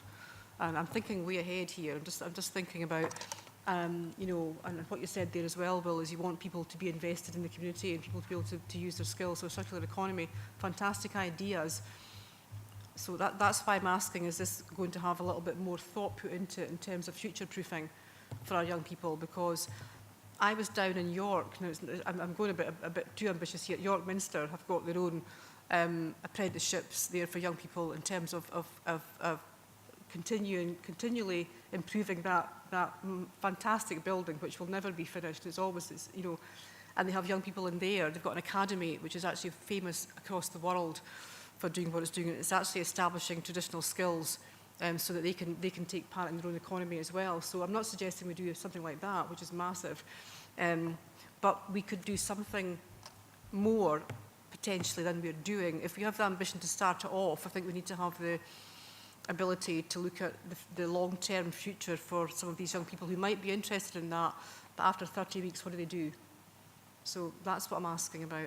I know it's liaising with other, it's not just about E&I, it's about education as well. So it's about maybe liaising further across directorates and looking at that, because it seems like a fantastic opportunity that I think we can get more out of than we are at the moment. Thank you. Stuart. So, thank you very much for the follow-up questions, Councillor Dorwood, because it gives me just the opportunity to clarify that although we are working with Building Futures Galloway, they are delivering the services in the Dumfries campus. So we're not looking for kids to be moving across. Yes, I just wanted to pick up just for to clarify that. But yes, I think you know, Will has described the logic model that's at work here and is behind here, and we've got lots of potential avenues to try and explore, either through skills programmes that are within the Borderlands Growth Deal that I'm aware about and that are not set yet and are evolving.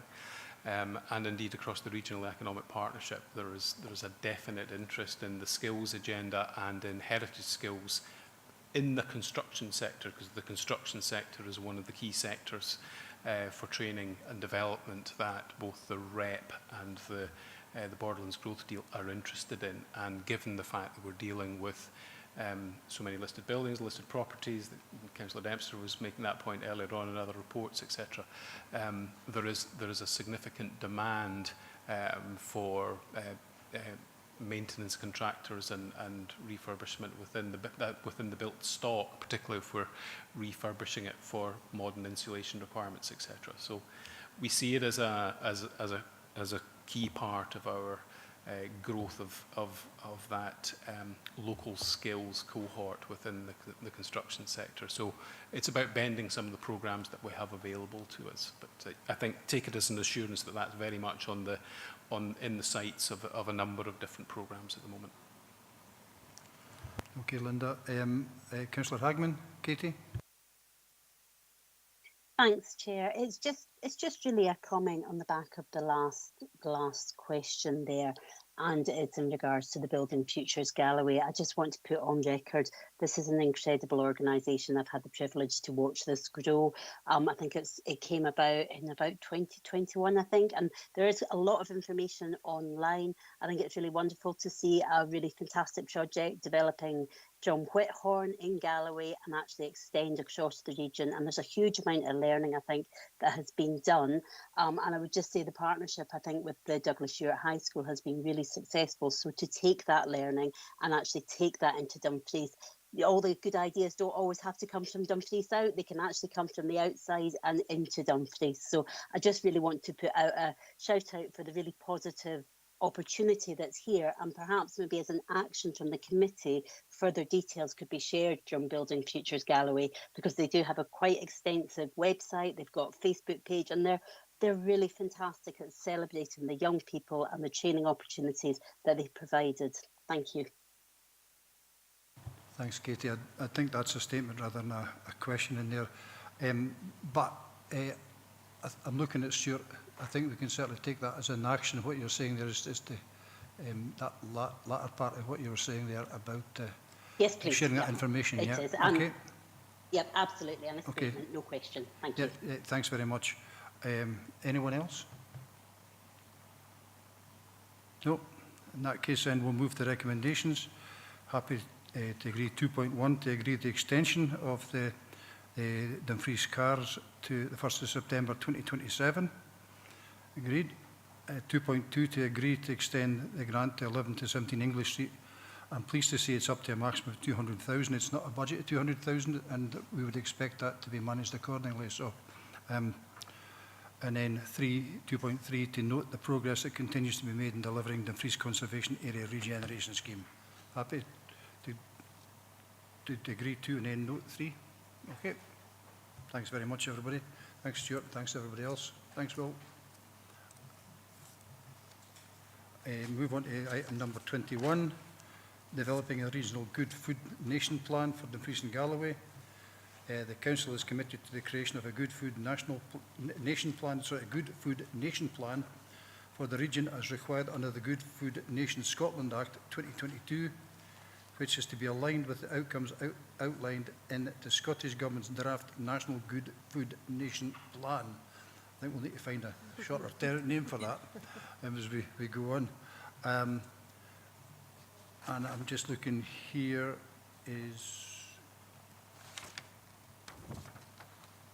yeah, so we've got Stuart and Patricia Riley. Good afternoon, Patricia. Good afternoon. So Stuart and Patricia Riley here to take any questions. Is there anything you'd like to add at this stage, Stuart? No, I think we can just take questions. Thank you, Chair. Okay. So we're ready to go straight to questions. Katie, Councillor Hagman. Thanks, Chair. So no questions. I've got a statement and a request. So my statement really is I'm just welcoming this, having brought forward the notice of motion back in June 23. It's been sat for a couple of years with apparent very little movement. So having raised it at full council on numerous occasions, just thank you very much for finally progressing this and bringing it back to committee. My request really is for the sort of link officers. Was really delighted to be appointed the outside representative or for the outside body for the D&G Food Sustainability Partnership. They're actually meeting as we speak right now. And it's just really that all the link officers can maybe, who are associated with outside bodies, can make these organisations aware of when our service committees are, because I am slightly concerned that any officials, including Patricia, might have wanted to be at that meeting, but because we're in committee, we're unable to attend. And I think it is really important to state our commitment to these outside bodies, but unfortunately, if there's diary clashes, we simply can't. So the request is simply that can officials liaise with outside bodies and share with them the council calendars so that they know that we are not simply not coming along, but simply there's those clashes. Thank you. No problem. That's all noted, I think. I don't think there's any comment to that. Anyone else? In that case, I'll go straight to recommendations. Are we happy to note 1, 2, 3 and 4? And then 2.5, agree to receive a progress report on the work to develop a regional good food nation plan for Dumfries and Galloway in the summer of 2026, 6 months prior to its anticipated publication in 2027. Okay, are we happy with that? Thank you very much. Thanks, Stuart, and thank you, Patricia. Move on to item number 22, Environment Team External Funding Awards. This report informs members about the recent project development opportunities and external funding awards and allocations that are being submitted, and to seek approval to implement the associated projects. Stuart McMillan is joined by Karen Morley to take any questions on the report. Any comment from the two of you? Just go straight to questions then. Any questions?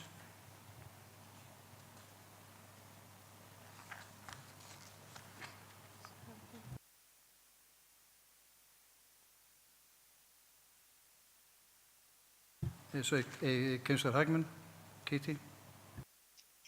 Thanks, Chair. So again, it's maybe more of a comment, and just really welcome the fact that the team have had the opportunity to look at these additional pools of funding to bring in to council. I know in the past, and I'm thinking back to the previous council term, the team were absolutely incredible at pulling in external funding. So I guess I'm just looking for some reassurance that are we ensuring that we are applying for and that we have the capacity to pull in additional funding in order to take forward some of these really important projects. Thank you. Stuart, can you take that? Yeah, I think from the perspective of the service, we are absolutely aware of the funding that is out there and very, very keen to maximise funding into our budgets. This is particularly on the capital side of things, of course.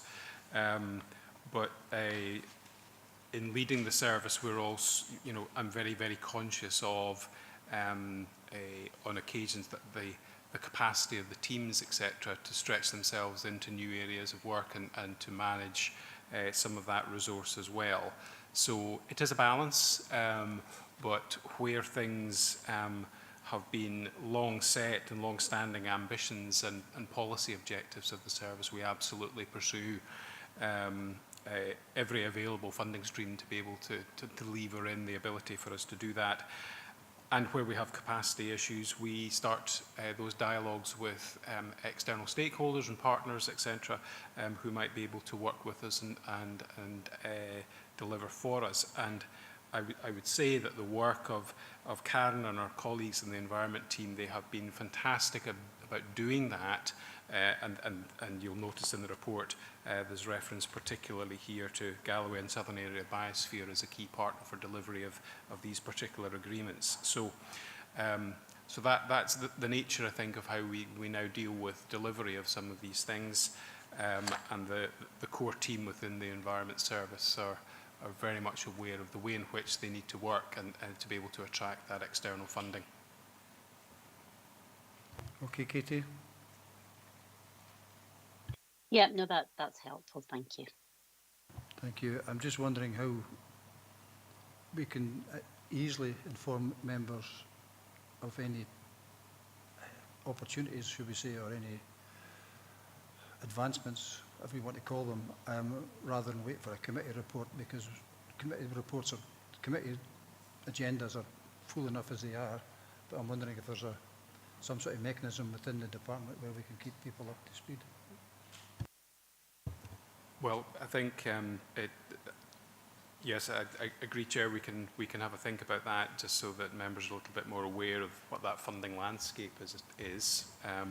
But obviously, that we have to come to committee for items like this, which is actually you agreeing that we accept the grants and we can then award the grants, etc. So, so that part of it is really what this report is about. But we can have a look at getting some briefing notes out around what the funding environment it looks like at the moment. I'm fine with that. That sounds a plan. Anyone else? There's no one else? No. So we'll go to the recommendations. Are we happy to agree 2.1, note 2.2, and then 2.3, agree the allocation of delivery funding to external body for the project development as detailed in paragraph 4.7? Happy to agree them all? No? Yeah, thank you very much. Thank you, Karen.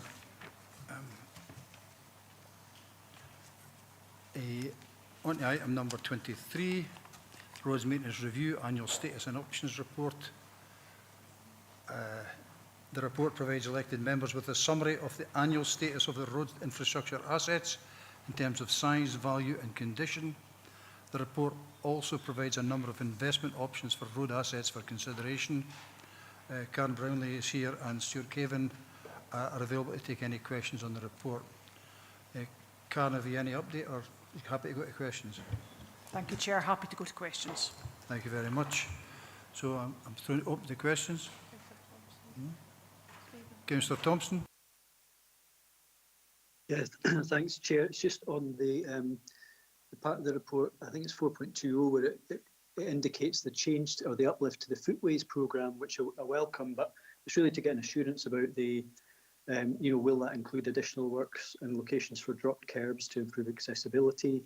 And I think this has come up, it just happened to come up on Sunday when I was in Lockerbie at Bridge Street. There's ongoing issues about the camber of the path and dropped curbs, but will that be sort of micro sites where there's interventions, and how will elected members keep track of that at a ward level? Thank you.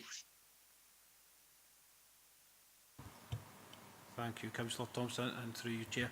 I can confirm that the budget that's been set aside in the ASOR for consideration is actually a maintenance budget. It's to replace existing assets. If there is issues with pedestrian crossing points within schemes that we identify, then yes, they will be undertaken as part of that works. But in general, improvements to existing crossing points are actually looked at under the active travel scheme, which sits with Gordon Bryce and his team, and potentially you can request that team to actually have a look at sites that may be causing you some issues within your constituencies. You okay with that, Stephen? Yeah, so just on that, so just to be clear then, this is just for the maintenance of existing footways, and there's actually an additional fund for the accessibility at crossing points. That's correct, yes. That's great, thank you. Okay, thanks. Anyone else? Councillor Stevenson. Thank you, Chair. I'm just wondering, I can't find anything in this report, and it's maybe hidden in there in the detail. I'm not a roads expert, but about gully cleaning. My casework's back up again with gully cleaning. My understanding was that we're getting these machines and they would clean the gullies full time. So I was just wondering where we were on that. And just on the other subject to notice, when we're talking about footpaths, you know, Dumfries Town Centre should be pedestrianised. It's not. And I mean, you couldn't walk 100 yards without finding 3 or 4 different cracked paving slabs, which obviously need to be repaired. And this is happening consistently. So the same slabs are broken all the time. And it's just, we seem to be spending an awful lot of money replacing these, when in actual fact we need to look at that parking strategy and what we can do a lot better there. And I did raise the point in Nithsdale Area Committee about getting a report back, but it's definitely something that we need to look at in this committee. So when we are spending money, it's once, and we're not constantly going back to spend it again because we keep with the same problems. Thank you. Stuart. Thank you, Chair, and thank you, Councillor. I'll address point 1, which was the purchase of the new gully emptying machines and high-pressure jetting units all in one. I can confirm that the order has been placed after a procurement exercise, and we're expecting delivery of them within the next 3 to 4 weeks. So we are confident that come January time, these machines will be out on the network, cleaning and dealing with flooding issues right across Dumfries and Galloway's road network. Thanks. Can you want the second a bit? Yeah, thanks very much, Chair, and thank you, Councillor Stevenson. So just to pick up on your second point, I have as an action your request, which I believe was at May Nithsdale Area Committee, to look at Dumfries Town Centre. Now, that's a bigger piece of work, you know, which will also involve economic development through Stuart, neighbourhood services through Alan, and it requires to be a collaborative approach with other organisations such as the Town Board. So I'm currently pulling a short briefing together, and I'll come back to you in relation to that, but we are looking at options, and that will encompass pedestrianisation against, you know, vehicle use. It will encompass street scene elements and roads elements within Dumfries Town Centre. Thank you. Okay, Paula. Can I just come back to you just on the gully cleaning machines? Why is it taking so long to get these? And back on the Dumfries High Street problem, it's not just Dumfries, there'll be problems elsewhere as well, with cars parking either illegally or using the High Street when they're not supposed to. You know, I think we need to kind of crack on with this, because it's costing us to repeatedly keep going back out. And it's not new slab stones that are needing replaced, it's the ones that have already been replaced. So it's, you know, it must be costing a fortune, and I would hate to think, you know, if somebody had to fall, you know, how much that would cost the council and insurance. Thank you. Stuart, can you comment on that? Yeah, I'll pick up on the, first of all, the procurement of the gully machines. It's been quite a difficult process, to be fair. We've actually bespoke designed and specified these machines, so they have been being built as well, build has actually been ongoing, and it's just about finished, as I say. We're expecting delivery in December, but the whole process has been quite difficult, specifying and bespoking specialist equipment to help with health and safety and repetitive strain injuries, etc. on the machines has been a big part of that delay. We need to make sure that we're protecting our workforce, and when we're doing repetitive work in the manner that we're looking to do this, it's got to be a full-time job for a number of operatives, so we're protecting them as well. So that's been the main delays, has been through specification and procurement, but certainly very, very confident they will be on the road by January of 2026. You okay, Paula? Yeah, that's fine, Chair. Thank you. Okay, thanks. Anyone else? Councillor Wilson. Thanks, Chair. It's just on the pavements. I know it's been brought up previously about reclaiming our pavements by scraping back and removing overgrowth and verges. And I'm aware that, from Councillor Marshall obviously, that some work has been done between Eastriggs and Dornoch, and where half the pavement at some points has been cleared, and it does make a difference. So I think what we're wondering is there an ongoing programme to do that work? I know some local community groups voluntarily try to scrape back the pavement, but it does say in some areas it is quite a mammoth job. So, is there a programme of work for that? Thank you. Thank you, Councillor, through you, Chair. Yeah, we're currently actually undertaking a review of our cyclical maintenance within the service, and that's the revenue-based maintenance, so our potholes, our grass cutting, and things like the clearing of footways, etc. will be involved in that. We have got a deep dive session coming up with the Executive Director very soon, where we're going to be looking at that. So yes, there will be a programme of works. What I will caveat that with is that we also have other priorities that may overtake that, but we are looking to put a more defined programme in place, yes. Okay. Anybody else? Okay. Caroline, you okay with that? Yeah? Yeah, thanks. Do I come back in? Aye, I had another question, sorry. We're just, another complaint we do get about the roads is, you know, where there's a minor pothole repair on a stretch of road that's been done, like, why are they not done at the same time as a major repair?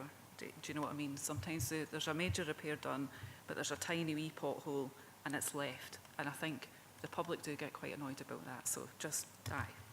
Thank you. Thank you. And I think this is one of the pressures that we're under, but the current budgets that we do have at the moment don't allow for us to undertake every repair. That's why we work on a prioritised basis at the moment. So the larger repair, although there may be something small in close proximity, we'll deal with a larger repair and have to leave that, unfortunately. Okay, Caroline? Yeah, that's it. Anyone else? Don't think so. I'm going to move the recommendations in. So, are we happy to note 2.1, 2.2, agree 2.3, and then note the options at 2.4? Happy? Thank you very much. Let's move on to item number 24. Road Asset Management Practices, RAMP Plan, 2026 to 2029. The report provides members the opportunity to consider the Road Asset Management Practices, or RAMP Plan, that formalises the Council's commitment to the principles of asset management and details the plan that will support the delivery of the existing Road Asset Management Practices policy. Karen Brownlee and Stuart are still available to take any questions. Anything you want to add at this stage, or are we going straight to questions? Thank you, Chair. If I could just add a couple of things. So yeah. I just wanted to highlight to members on page 617, which is on the appendix, there is a typo in there in terms of numbers of street lighting, so that should read 25,461. And the other element, again, I just wanted to highlight to members earlier this year when we had the issues with Kirkcudbright Bridge. I was asked at that time to bring a specific, consider a specific structures policy. Since that point in time, we have done some benchmarking work with other local authorities and indeed with SCOTS, which is the Society of Chief Transportation Officers in Scotland. Now, structures and particularly bridges will form part of, and always actually has formed part of the roads asset management practices, both policy and plan. So it's within this plan, so I just wanted to give that assurance that there is detail within both the policy and the plan in front of members today. Thank you. Thank you. Questions then. Ben, Councillor Dasper. Thanks, Chair. Previously, we've agreed winter treatment plans annually for our roads in terms of gritting and such. I'm just looking in the report, and it says, you know, it's good that we've got nearly 70% are satisfied with the winter treatment of the roads and the carriageways, but only 30% are satisfied with the treatment of the footways. So does this plan supplement our annual winter treatment plans? And what are we doing to get that number up in regard to public satisfaction with footways? Thank you. Thank you, Councillor Dashford, and through you, Chair. Excuse me. The plan doesn't actually supplement the winter service plan that we operate currently in Dumfries and Galloway. What I can say is that we are very aware of the footway issue when it comes to winter maintenance, and what we are doing along with colleagues in community assets, etc., is we're engaging them at an earlier stage so that we can increase our operational workforce when we are in periods of inclement weather, so we can actually address the treatment of footways in a more timely and consistent manner, and hopefully that will then translate to improvements of customer satisfaction when it comes to footway treatment during the winter period. Okay, thank you. And if this plan isn't supplementing the winter plan, is there a winter service plan for the roads for this year for approval for members for this winter? Thank you. You take it, Karen. I'll take this one, Chair. Thanks very much. Thanks, Councillor Dashford. So just to confirm, the annual winter maintenance plan hasn't changed since last year, so it won't be presented in front of members. However, if there is a change to the winter maintenance treatment plan next year, we'll present that to members at that point in time. So it's just the same, just to clarify, it's just the same as it was last year. Thank you. Okay, thanks, Karen. Thank you. Okay, Ben, is that everything? Councillor Hagman, Katie. Thanks, Chair. So no, we've got the report in front of us, which is really helpful. But my question is really in terms of why or where we aren't covering certain points, where do we get that information from? But there's a specific question on page 618.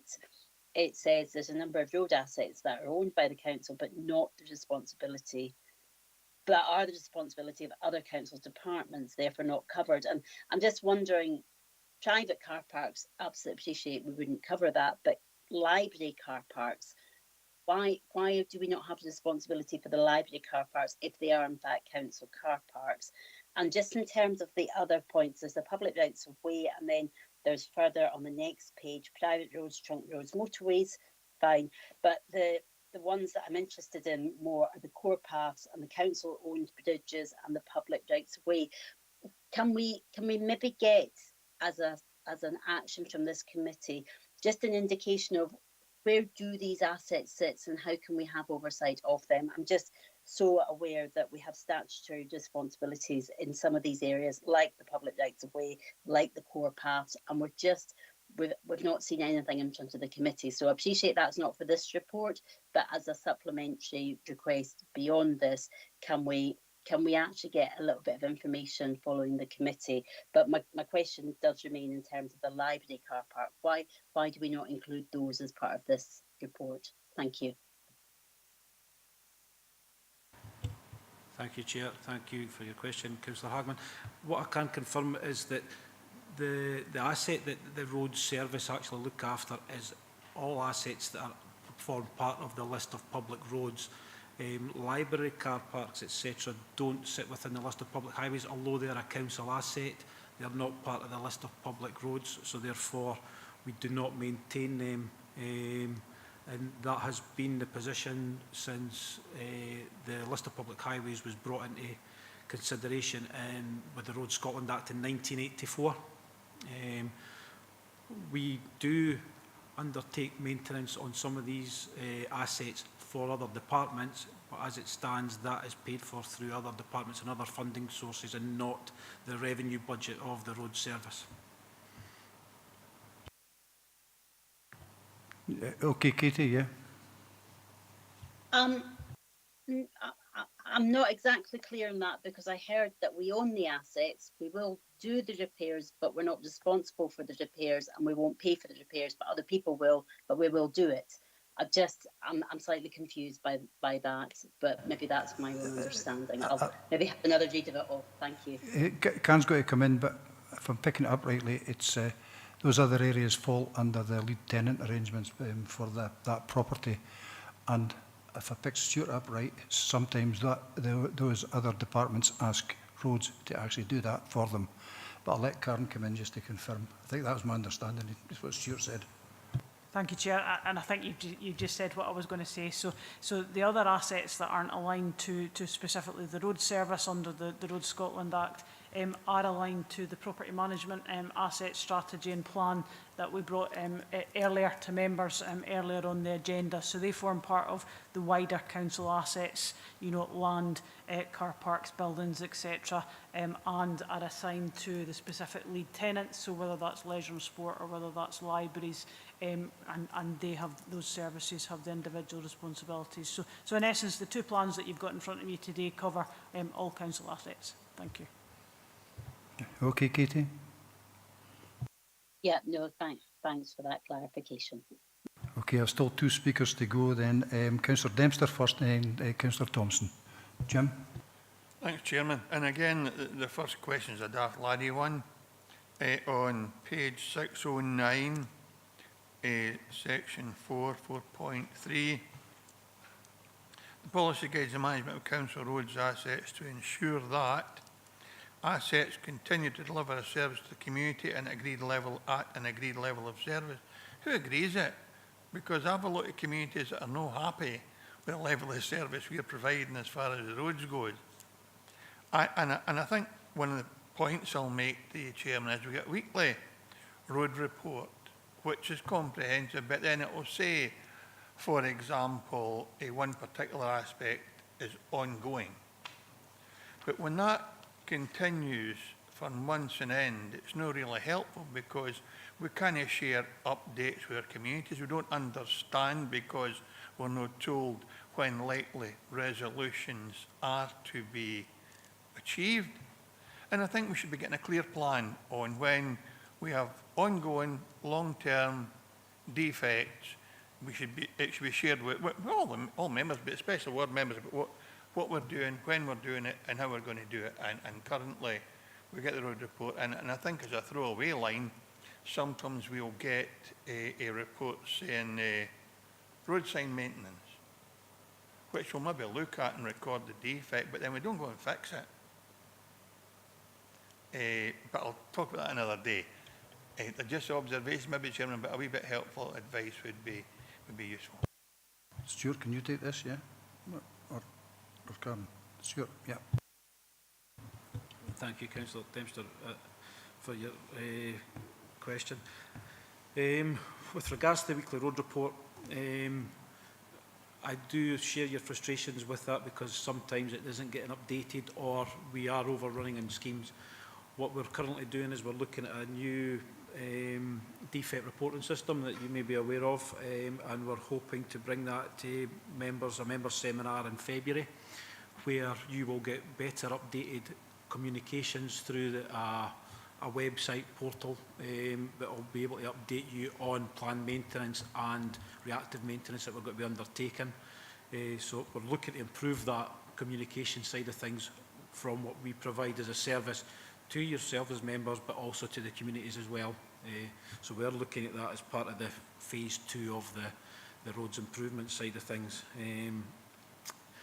With regards to specifics, again, I have to go back to what I mentioned earlier on, that we do try to undertake the planned works that we've got, but in situations as of today, we've had to pull off and we're moving on to different things because priorities change quite quickly for the road service, and it's difficult to communicate that in time, that a timely manner for you as a councillor and for members of the public to actually get that information in. But I'm more than happy to have conversations with you about some of your issues and what some of the community are bringing to yourself, and we can see if we can accommodate some of these things in the new improvements that we're putting forward.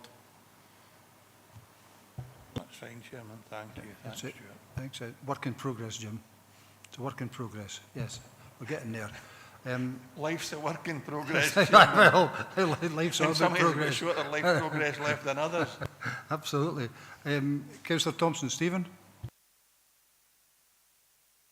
Yeah, thanks, Chair. It's related to Councillor Hagman's point. It was just around the private car parks, library car parks, and the adopted roads side. So I'm conscious, like the Lowerburn car park near the council buildings and Station Park car park in Moffat. They don't have a road classification, but they appear on our map whenever we try to select roads for repairs, for example. I don't know if they're adopted or not, but I know they're both common good. And then you've got other library car parks like Lochthorn Library or Ewart Library, where it's presumably they're not the responsible of the roads, but roads might carry out work there. And then I'm thinking other common good bits of land, like the car park down at the Bowling Green and Tennis Court at Lochnaben, which is common good, but it's not adopted. So I think it would be helpful at a local level to, if that's something that could be picked up, maybe to get an understanding of what is looked after by roads, and if it's just a blanket rule, because some of these assets will be common good, some of them won't be, but some of them are adopted and the other ones aren't. So it's a similar point. And I did just on a minor thing, is it the RAM plan or the RAMP plan? Because I think that on one document it's the road asset management practices RAMP plan, and then in the actual appendix it's all the RAM plan. So are they the same thing basically? Thank you.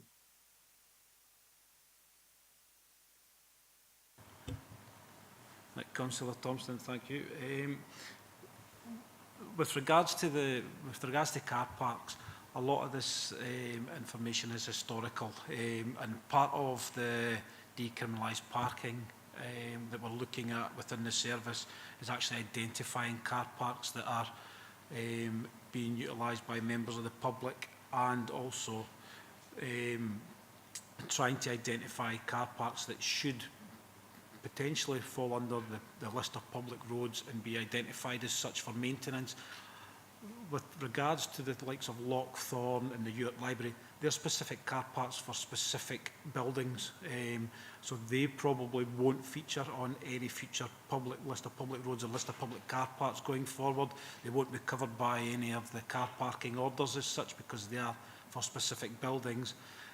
Some of the common good car parks that you refer to potentially look like the Dock Park area in Dumfries. They will feature because they're used by a lot of members of the public and they're not for specific buildings going forward.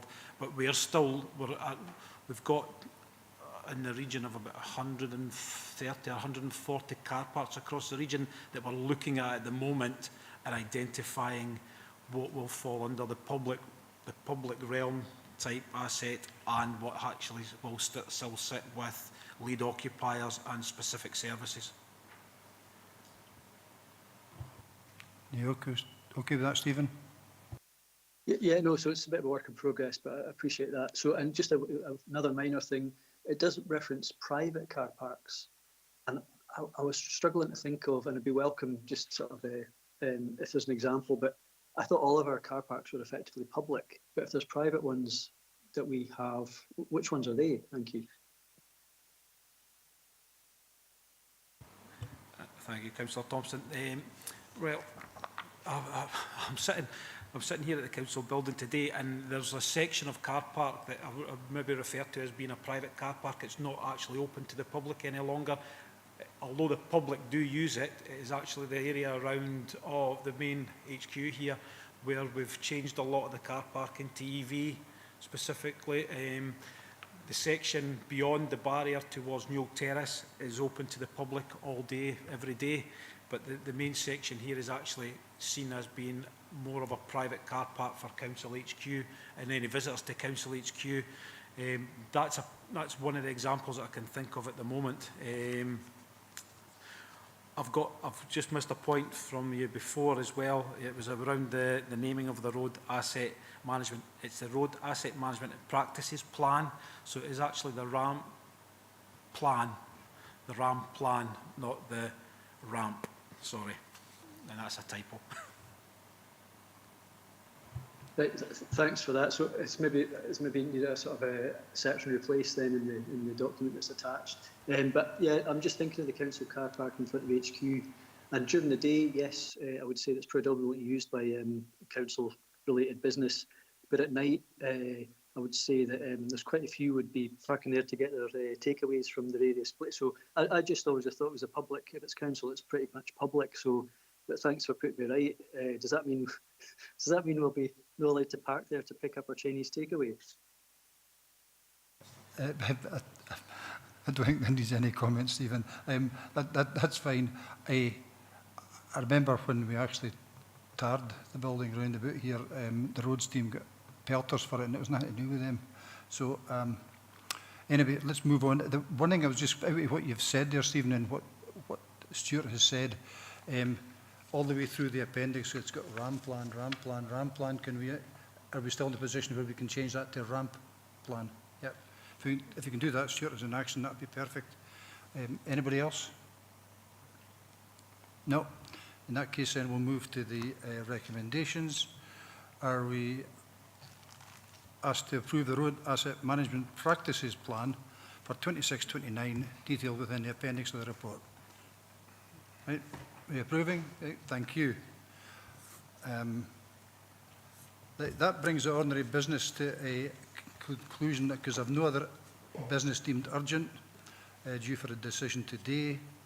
I'm now moving to the Local Government Scotland Act of 1973 to consider adoption of resolution to exclude the public from the meeting in terms of section 50A, subsection 4, and paragraphs 1, 3, 6, 12, 13, 14 and 15 of Part 1 of the Schedule 7A of the Local Government Scotland Act of 1973. Are we agreed? Okay, thank you. In which case, we're going to take a